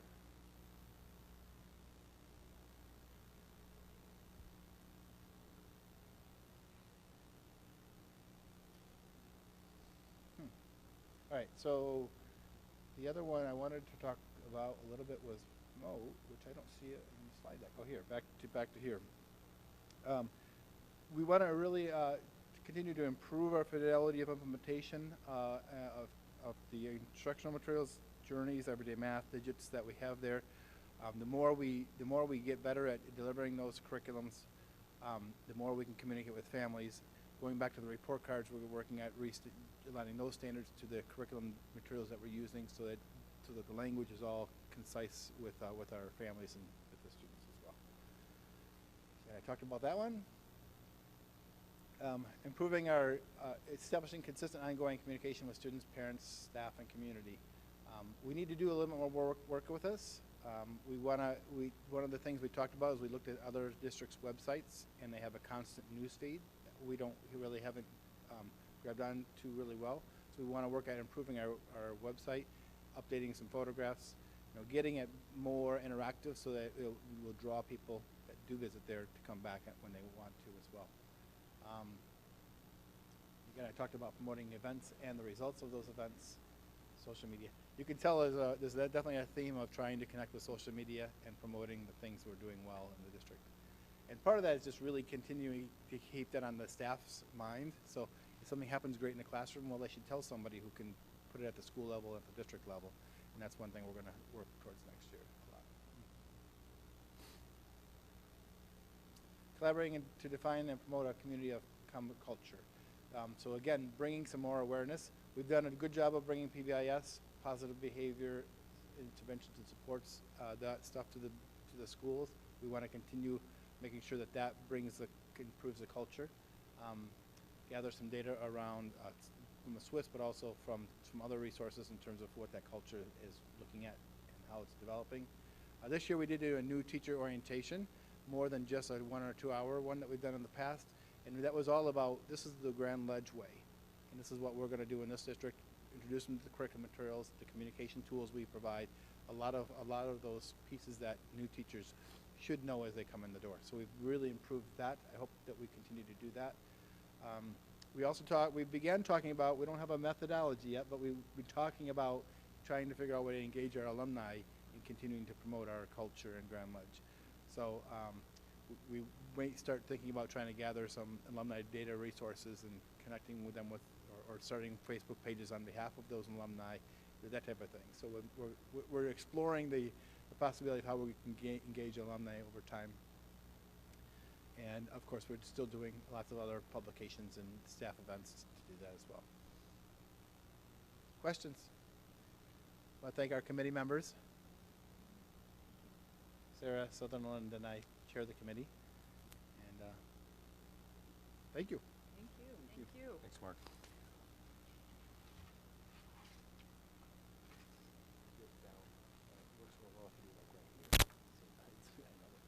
All right. I'm Mike Johnson, Assistant Superintendent for Human Resources and Operations. And we are talking about the third goal area, and that's in the area of operations. Part of that, the survey material came back. Parents, of course, stakeholders are concerned about ongoing safety on the transportation system. We want to provide a safe and efficient transportation system. Accomplishments, bus drivers are given anti-bullying training this year. Reserve drivers ride along on troubled bus routes to decrease bus behavior infractions as they're available. We saw a decrease in the number of written bus misconduct slips. Right along with this, if you look down at the short-term strategies, we've also deployed tablets for substitute bus drivers with route and student contact information. That's actually going to be implemented during this upcoming year, purchased this year, and the training will take place in the fall. I think we have 6 of those purchased, all part of the VersaTrans, which is connected to the Nancy's favorite system, the Munis system. Tongue in cheek. Again, ongoing continued training in anti-bullying strategies. To increase the communication between both the bus and buildings for behavioral infractions. Keep in mind, bus drivers see the kids the first thing in the morning. They see a kid that is normally is fine on the bus, and you see him agitated or she agitated. They contact the building administration or whomever they can contact there, so follow-through does occur. It does happen pretty regularly even as it is, so there has been some cooperation in that area. Keep in mind that many students ride the bus at least 1 hour or 2 hours throughout the course of the day, coming or going. Some perhaps even a bit longer. They try to keep it within a half hour, 45 minutes maximum. So there's lots of opportunities to things to go awry, and at some point in time they do. Secondly, besides buses, once they're in the building, provide an environment that ensures the safety and security of all stakeholders. Among those things, we updated the emergency plans, we improved signage in and out of schools, parking lot improvements including striping, crosswalks, trash cans, and so forth. We purchased new server for security cameras and additional cameras. That's in progress right now, and will be implemented in the upcoming year. Upgraded PA system at Grand Ledge High School to eliminate dead zones. We had that incident that happened back in February. It's very clear that there are parts of the building that were you couldn't reach by PA. So that included areas like the band room, the choir room, various places in the hallway, including parts of the science hallway, kitchen where the cooks are working, and cafeteria and so forth. So that became very clear. So that's been taken care of.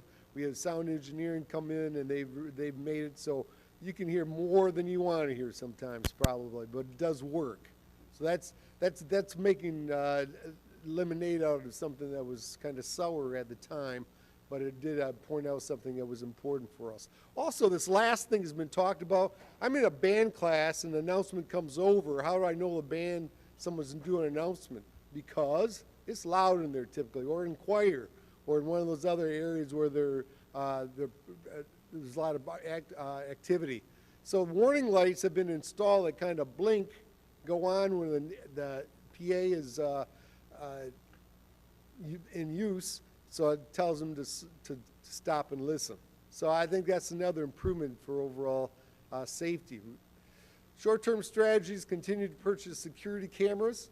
A year ago, Ken Baker surveyed all the schools, found out all the areas, and we were able to purchase cameras maybe for 40% of the areas that we need to put them in. But we're wiring all the areas so during the future we can provide the cameras. The cameras can be a deterrent, but they can also be the ones that really help for a lot of ways to track down what's going on. And it's hard to deceive a camera. I should say that even on the bus, for example, the 3 new buses that we are purchasing, Pete Buchholz tells me that the cameras are, the definition is so great on the cameras that they can actually read the screen on a student's phone. I shouldn't be telling everybody that, but maybe, but that'll deter it anyhow. So, again, it's pretty powerful stuff. Again, continue to evaluate ways to improve building safety, improve sidewalk safety. One of the things that one of our interventions or one of our practices this summer, there's a sidewalk that comes along the tennis courts at the high school, and then it stops. And then you walk across the parking lot, there's an island that they call the truck parking lot area. We're going to put a sidewalk with a walk across there so that the students can walk through the parking lot on a sidewalk, and with a crosswalk cross over the bridge. If you know where I'm going, we're going west, and then we can cross over, run a sidewalk, and that's where the sidewalk ends. That's the name of a book if you want to coin that phrase. But nonetheless, that we got room to improve on the other part. So to continue it on is probably an $80,000 to $100,000 piece. But at this point in time, we are going to get the sidewalk through the parking lot. It's particularly troublesome at evening. I mean, usually when the elementary kids are going to school, the kids are in school in the morning. It's in the afternoon when they're coming out and the kids are leaving school or leaving an activity that you see them walking through the parking lot, and the traffic is moving also. So I believe that'll be a good safety improvement even within the next month, starting in July. I've got to say, when Denise and I went to Beagle, that was one of their big concerns, is because the kids have to walk from Sandstone Creek and everything, and that's how, the route they take. So I'm glad that's being addressed. We're taking one small step. Yep. We'll finish it another time. And also consider installing speed bumps in that same parking lot, especially along the tennis courts there. Whether we go temporary to see how it works or whether we move right ahead, that's something we're looking at intentionally doing this summer. And then ongoing, we'll continue sidewalk improvements between the high school and Beagle Elementary School. Expand the ECC, Early Childhood Program / Adventure Club. Accomplishments, we're halfway through the renovation.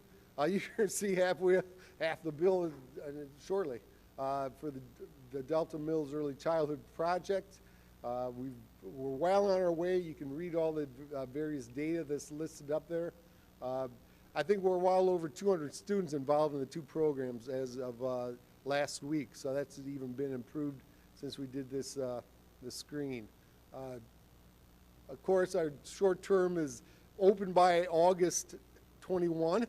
I have every belief that DMECC will happen by that time. Establish PD for community child care providers. Bree is doing that.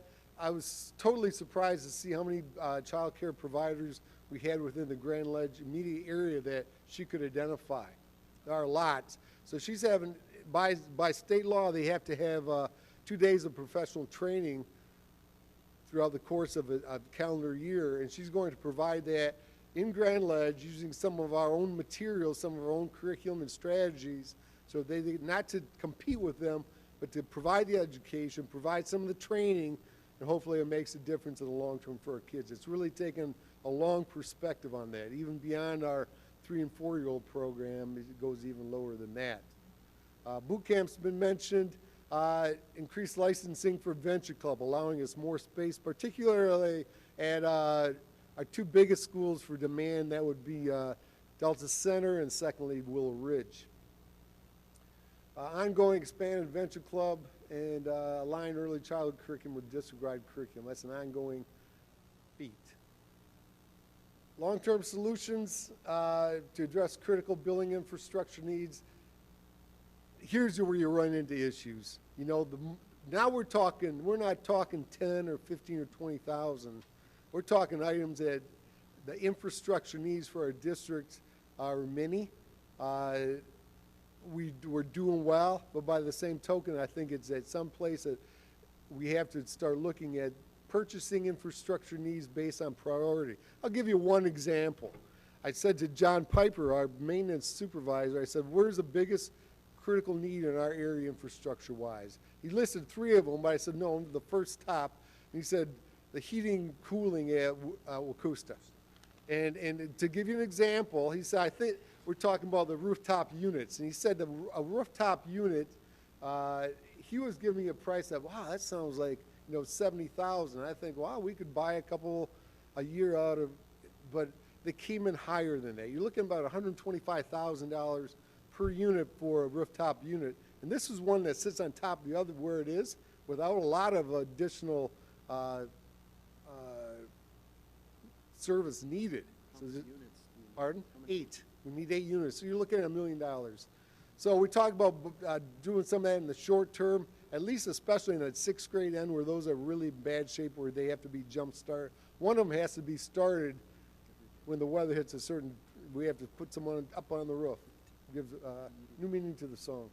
And ongoing develop a long-term solution. You know and I know what a long-term solution would be. It's something that probably would have to be taken through a bond issue of some kind.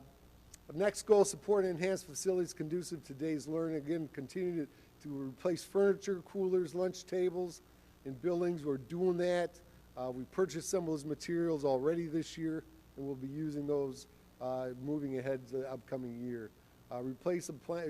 Develop a replacement plan for flooring. Again, that's ongoing. Long-term solutions. Technology, again, we've done some of this already. MacBooks have been replaced with MacBook Airs, installed in additional wireless access points. purchased several additional Chromebook cards, increased utilization of district technology. Why am I talking about this, Mark? You should be talking about that. But nonetheless, I'm here, so it's the time. We also have purchased a couple additional servers. They say you can never have too many servers because there's always demand for that stuff. That's what Mark said. Develop a cost-effective wireless community for DMECC. We're still working on that. Cost-effective is the operative term there. And yeah. And finally, ongoing, continue to maintain and enhance technology for the 21st century learners. My committee members, poor Paul and Pete were on some other ones too, but they actually participated in mine too, so good for them. I have a lot of the supervisors or directors I work with, Jim G, and of course Nancy was already up here tonight. She voted for me and Jill, and they were already up here. So I'm the last man standing. You got it, okay?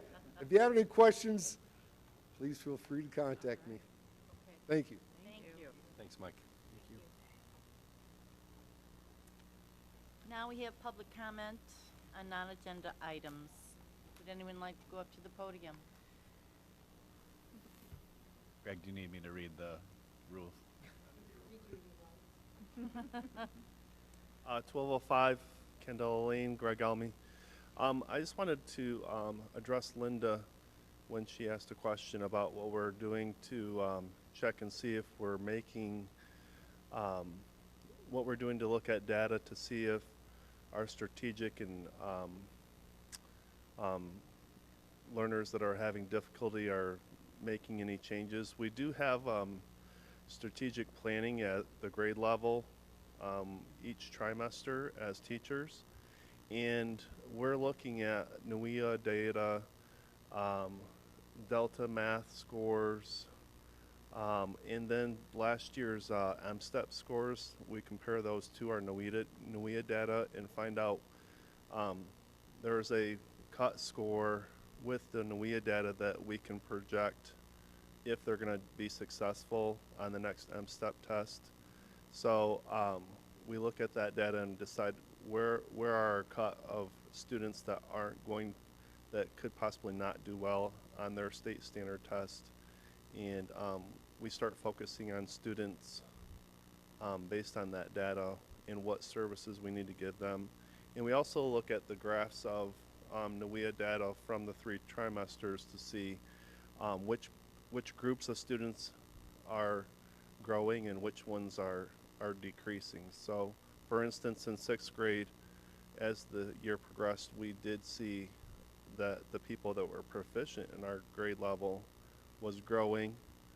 Our strategic group was decreasing, and our intensive group, I believe, stayed about the same.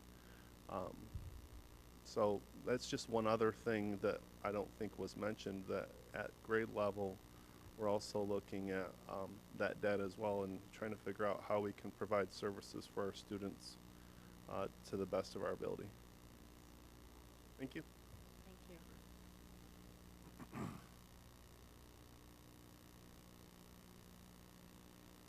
Good evening, I'm Lorene Kapler, 13459 West Eaton Highway. I alluded to that I have a grandchild that I'm highly involved in with her education. Naturally, for those of you who know me for many, many years, it would be different if I wasn't involved. And she will be attending Beagle this fall as a first grader. Starting over again. I have a concern. Some of the teachers who were my youngest daughter's teacher are still there or have been moving. I've understood that there's been a great movement of staff out of that school. 9 last year and 7 this year. And it's not because of retirements. People have confided in me, and I'm very disappointed in, not in the reasons, I mean, I'm disappointed by why they felt they had to move. And I just would like to see that investigated, or people, you know, as a former manager, you can't solve a problem if you're not aware of it. So I want to make sure that the board is aware that there has been a high turnover of teachers that I know of, okay, that I can speak to. And I understand, you know, that it saddens me because I know how hard these teachers work. I know how hard they provide their curriculum, and for them to have to move to another school and either teach a different grade or, you know, work with a new group of people, you know, to establish those friendships and that trust between other teachers. It really is a lot of work. And being in the school system just as a sub, I know how hard I work and try to support the teachers in their needs as much as I can, and as well as the students. So that is a concern of mine. Another issue that has been mentioned tonight is school enrollment. I have a great idea on how you can improve, you know, or get more students here. I work with Youth for Understanding. I should say volunteer, not work. And right now we have 2 students who would be excellent placements in Grand Ledge. One wants to be part of an archery team. Who has a better archery team than Grand Ledge? I mean, just the fact that they've been going to the states and nationals every year is totally awesome. And I also understand Beagle's gym teacher is the only gym teacher who does not have an archery program in their schools. Just mention. We also have another girl from Switzerland who needs a school in Michigan that offers AP classes. There's not a lot of them. Grand Ledge is. You know, and some of these are just such excellent students, and would love to have them in Grand Ledge, just because I've been involved in the schools, I'm in the schools, and I know, you know, what we can offer these students, and I know the students that have excelled this year, and what a great place it has been for them. And Beverly can definitely tell you about having exchange students, how it changes your perspective on a lot of things, and really is quite the growth experience, and very positive. So challenging sometimes, but the overall, you know, outcome is pretty awesome. So those are my concerns and comments. But if anyone would like to contact me, 517-388-1173. I'd be happy to help anybody. And they do have, you know, the families do have support all throughout the year. Mrs. Marsh can attest to that. She has had an interesting student this year. So, but again, you see the growth. It's awesome. So thank you for your time. Thank you. Thank you. And Lauren, I would like to let you know that your concerns about teacher movement came up in other meetings and is being actively monitored by the district. Thank you. I thought so. I had talked to different people, but I want to make sure not only that you're aware of it, but I think parents who have students at Beagle need to be aware of it also, so, and that it is being addressed. Thank you.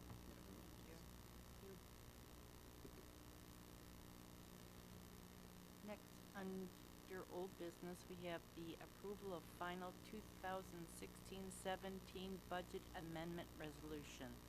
Need a motion.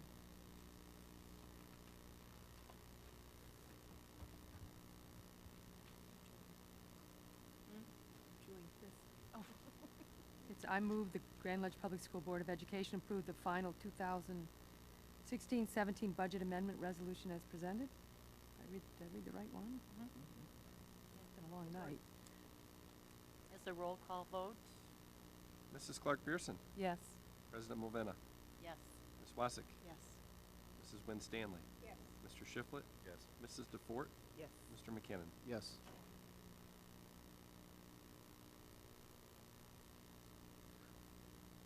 Under old business, we have approval of the 2017-18 debt service and general fund budget resolution.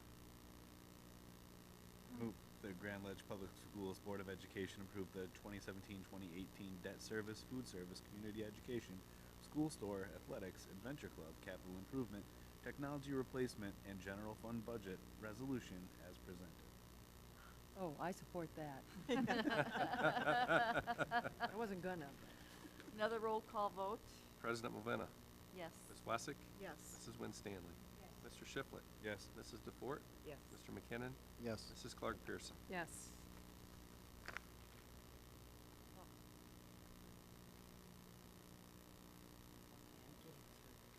We have new business as soon as I can find it. Oh, there it is. We're gonna have the approval of resolution to borrow in anticipation of state aid funding. I will need a motion. I move the Grand Ledge Public Schools Board of Education approve the resolution authorizing the issuance of notes through the Michigan Municipal Bond Authority in anticipation of the state aid note not to exceed $3 million as presented. This is yet another roll call vote. You can see this is the end of the year. Ms. Fiscal year. Wessick. Yes. Mrs. Winstanley. Yes. Mr. Shiflett. Yes. Mrs. DeFord. Yes. Mr. McKinnon. Yes. Mrs. Clark Pearson. Yes. President Movena. Yes.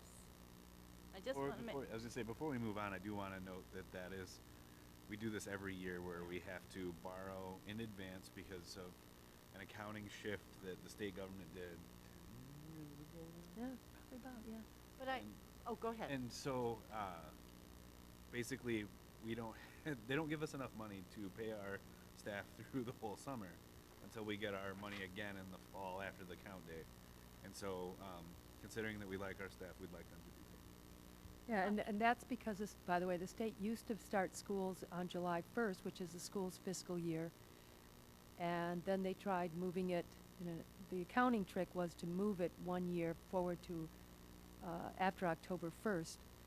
And after that, it was always on October 1st. But then that means that because we pay teachers, well, we pay staff pretty much across the year, that we have to borrow for the first, well, roughly what, 3.5 months?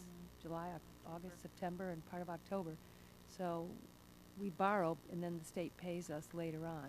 It's a great way to solve their budget problem, but it caused us, I just want to say, Paying interest now. thank God that the interest rates have been low for the last 10 years, because this would become a pretty serious burden. What would you say we pay in interest a year? We actually, this year, paid $33,000 in interest is what we will pay for the 16-17. And that's down, 2 years ago, it was more like almost 60,000. So it has reduced. Our borrowing has also reduced. Right. At one point in time. 6 or 7, In 2012, we borrowed $6 million $6 million. to meet our obligations. We're now down to $3 million, so therefore, the interest rate reduction goes along with the fact that we are borrowing less, but it also goes along with the fact that interest rates are declining. Right. so. Right, but they're not anymore. Is this a stupid question? Couldn't we use money from our 10% to pay it yes. a one-time You- thing you and need- then just pay it back when we get the Really money do. and we'll Yeah. be done with it? You need about 16% fund balance in order to make that bridge. Oh, you, That's why when the auditor, Bruce Dunn, gets in front of you every year, he says ideally you will build your fund balance to 16, 18%. And that's how much it takes to actually make that bridge. So they yeah, won't, that- they that won't would allow be- it until it gets to 16? No, it's No, a, it's you a question don't of have cash, enough. it's a cash flow. Yeah. I mean, there is That's a it's fund balance of almost part the year. 10%, but it's, where it is and how it can be used is not always that liquid, and we used to get from Tom Goodwin, and I used to stare at it and not really understand it, but he did a calculation of when the two lines cross, Correct. where we have to do the borrowing because the liquidity that we have, when that hits a floor. So it's not a stupid question, but it's not like that 10% is like sitting there just all the time in a bank account, easily reachable. In reality, if you didn't have that $5 million, you would have to borrow even more than the $3 million that we're borrowing. And this is a formula that actually Nancy goes through every year, and it's very challenging. And not only does Nancy look at it, Chris Imerino at Troon also reviews that and talks and says, okay, are you sure you're going to have enough in order to meet payroll for these 2 months? It's something that's very, very detailed. Okay. But that's why when you look at it, 16%, 17% would be ideal. Because then we wouldn't be paying interest and you would have that there without having to borrow. And it's not bad today when you're paying 2%. It's really bad when you're paying 6, 7, 8%. Right. And that's where we were 15, 20 years ago. We were paying a lot more in interest at that point. And if it continues to go back up, we'll get to a point where we're paying, I think at one point we were close to $100,000. And you But- can say that's a teacher's full compensation. But if you look We at. were sending a teacher, instead of having them in the classroom, we were giving that to the bank as their profits because of the way the system is set up. So there's a real reason to have fund balance, not only to protect you in case there is a crisis Quinn- along the way, but it's also to avoid paying interest rates. So But- it's like a PMI. We're paying Yeah, PMI but on the if, district. we are, but Right. if you, but it's not so much it's short-term debt, but if you know, when we get a presentation like Nancy has done, and we see, what a fund balance is, it's a little different than looking at a balance sheet, which would, and I haven't looked at it, so I'm gonna look at you and think, maybe I'm just talking crazy here, but, you can say, I've got a 10% fund balance, but some of that may be waiting for Eaton Risa to pay us. It could be accounts payable or accounts receivable. There's lots of things that aren't automatically sitting in cash. And that's why, it's there, but it might not be liquid. We might be waiting for, Medicaid money or the federal grant to come through. We've performed the work, but it might be a grant receivable. So so there's, and some of that may be true. Some of it may just be that I've never really understood that chart very well that Tom did, and I really looked at it. And I thought, I should be able to figure this one out. But Tom was pretty wily, But that's a good question, Pat. Mm-hmm. It's a really good question. Also under new business, we have the approval of the 2017-18 Did we actually vote on this? SAA membership resolution. I need a motion. Move the Grand Ledge Public Schools Board of Education approve the 2017-18 MHSAA, and that is Michigan High School Athletic Association, membership resolution as presented. Second. Roll call. Mrs. Winstanley, Yes. Mr. Shiflett, Mrs. DeFort, Yes. Mr. McKinnon, Yes. Mrs. Clark Pearson, Yes. President Movena, Yes. Ms. Wassick. Yes.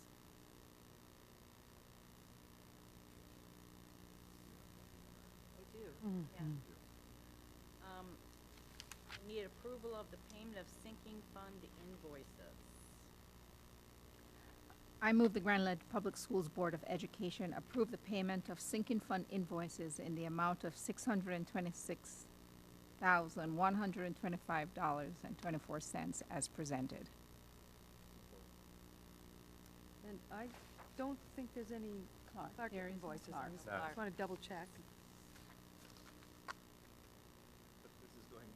Yes. To point out that this was discussed previously at the bond advisory committee meeting before this meeting, and it's going to all revolve around the projects out at Duncan.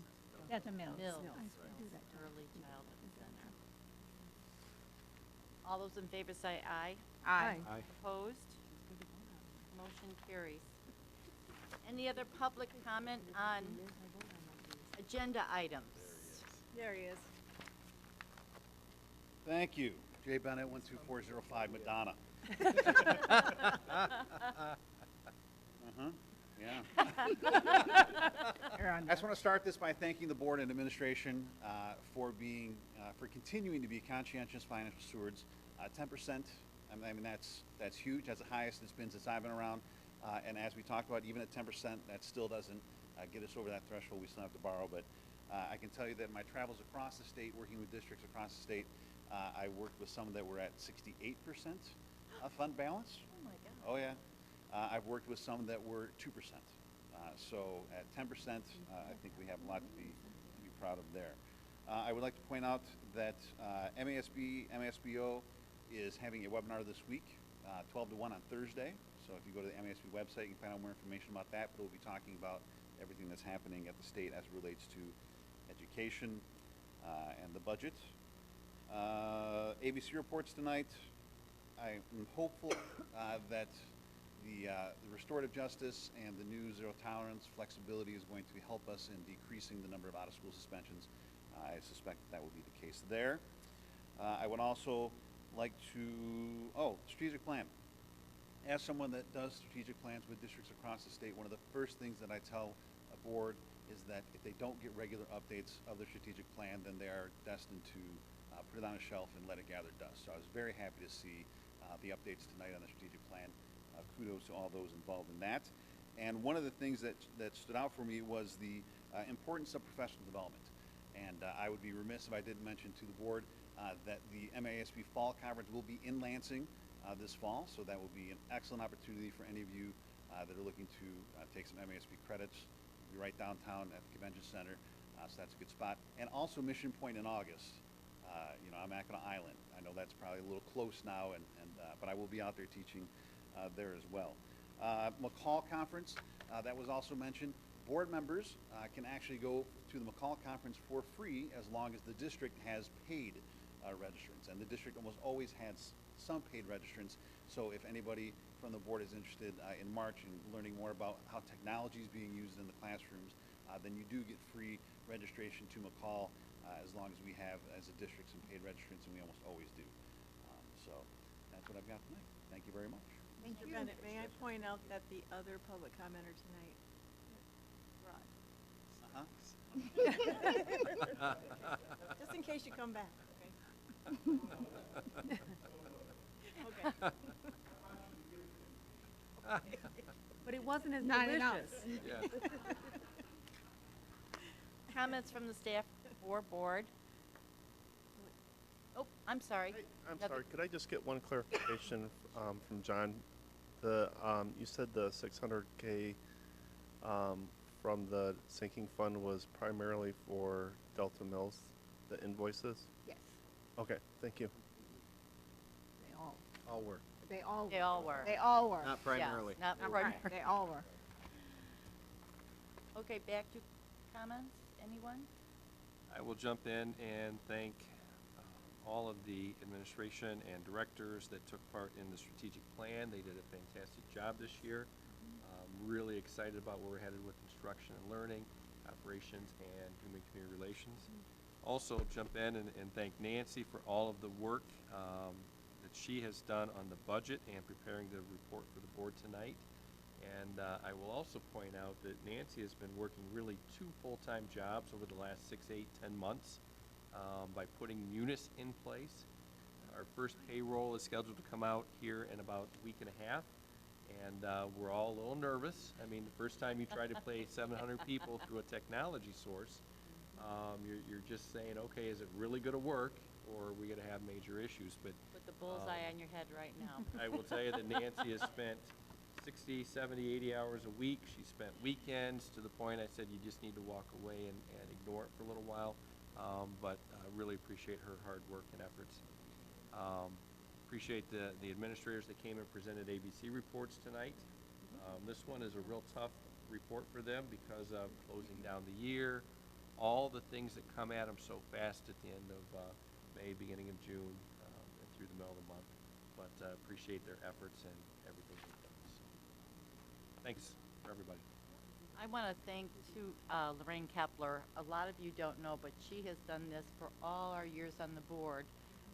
She has always brought these treats, usually in January, to celebrate board members, their years of service, and sounds like she's busy these days, so Yeah. I'll take the gift now in June. Yeah. That's great. Next Didn't we have, January, like, I a may ask. snowstorm or something, and Something happened. I don't know. Right. Yes. Oh, is that what it was? Couldn't make it, yeah. They took our glory away. I was, oh, And if you are listening or watching the tape and you do have an interest in hosting a student, you can, if you didn't catch the phone number, it'll be in the minutes, and you can always call the office and get that number and talk to Lorraine about hosting a student. I was able to get with Dr. Metcalf, a tour of the stadium project today. And with Mr. Baker, everything looks to be going amazingly well, even better than expected. We've had people from that were involved in the Lansing Catholic building coming in and saying that it's going more smoothly than what they had dealt with the addition of the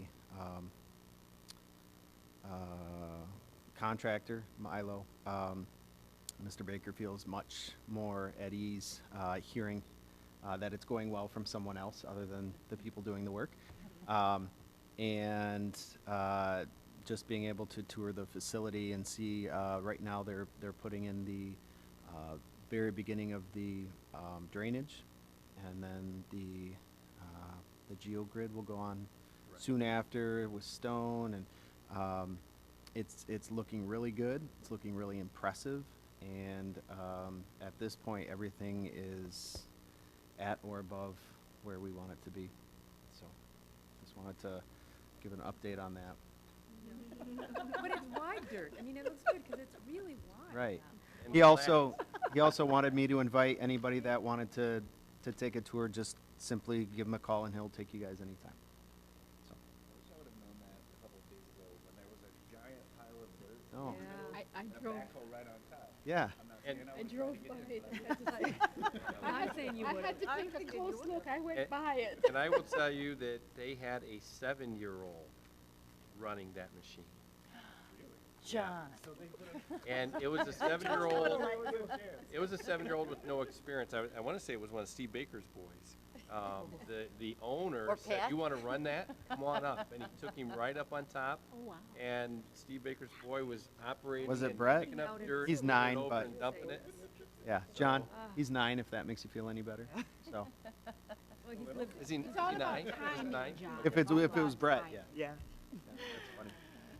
That's funny. Okay, future topics, we have a board bond advisory meeting Monday, July 10th. That will be the same, we will have a regular meeting that day as well, since we're only having one meeting in July. So, right now we're gonna go into closed session to discuss negotiation. I'm gonna need a motion. The Grand Ledge Public Schools Board of Education meeting in closed session for the purpose of discussing negotiation strategies as per section 8C of the Open Meetings Act, Public Act 267 and 1976. Second. It's the roll call. Mr. Shipley. Yes. Mrs. DeFort. Yes. Mr. McKinnon. Yes. Mrs. Clark Pearson. Yes. President Movena. Yes. Ms. Wassick. Yes. Mrs. Winstanley. Yes.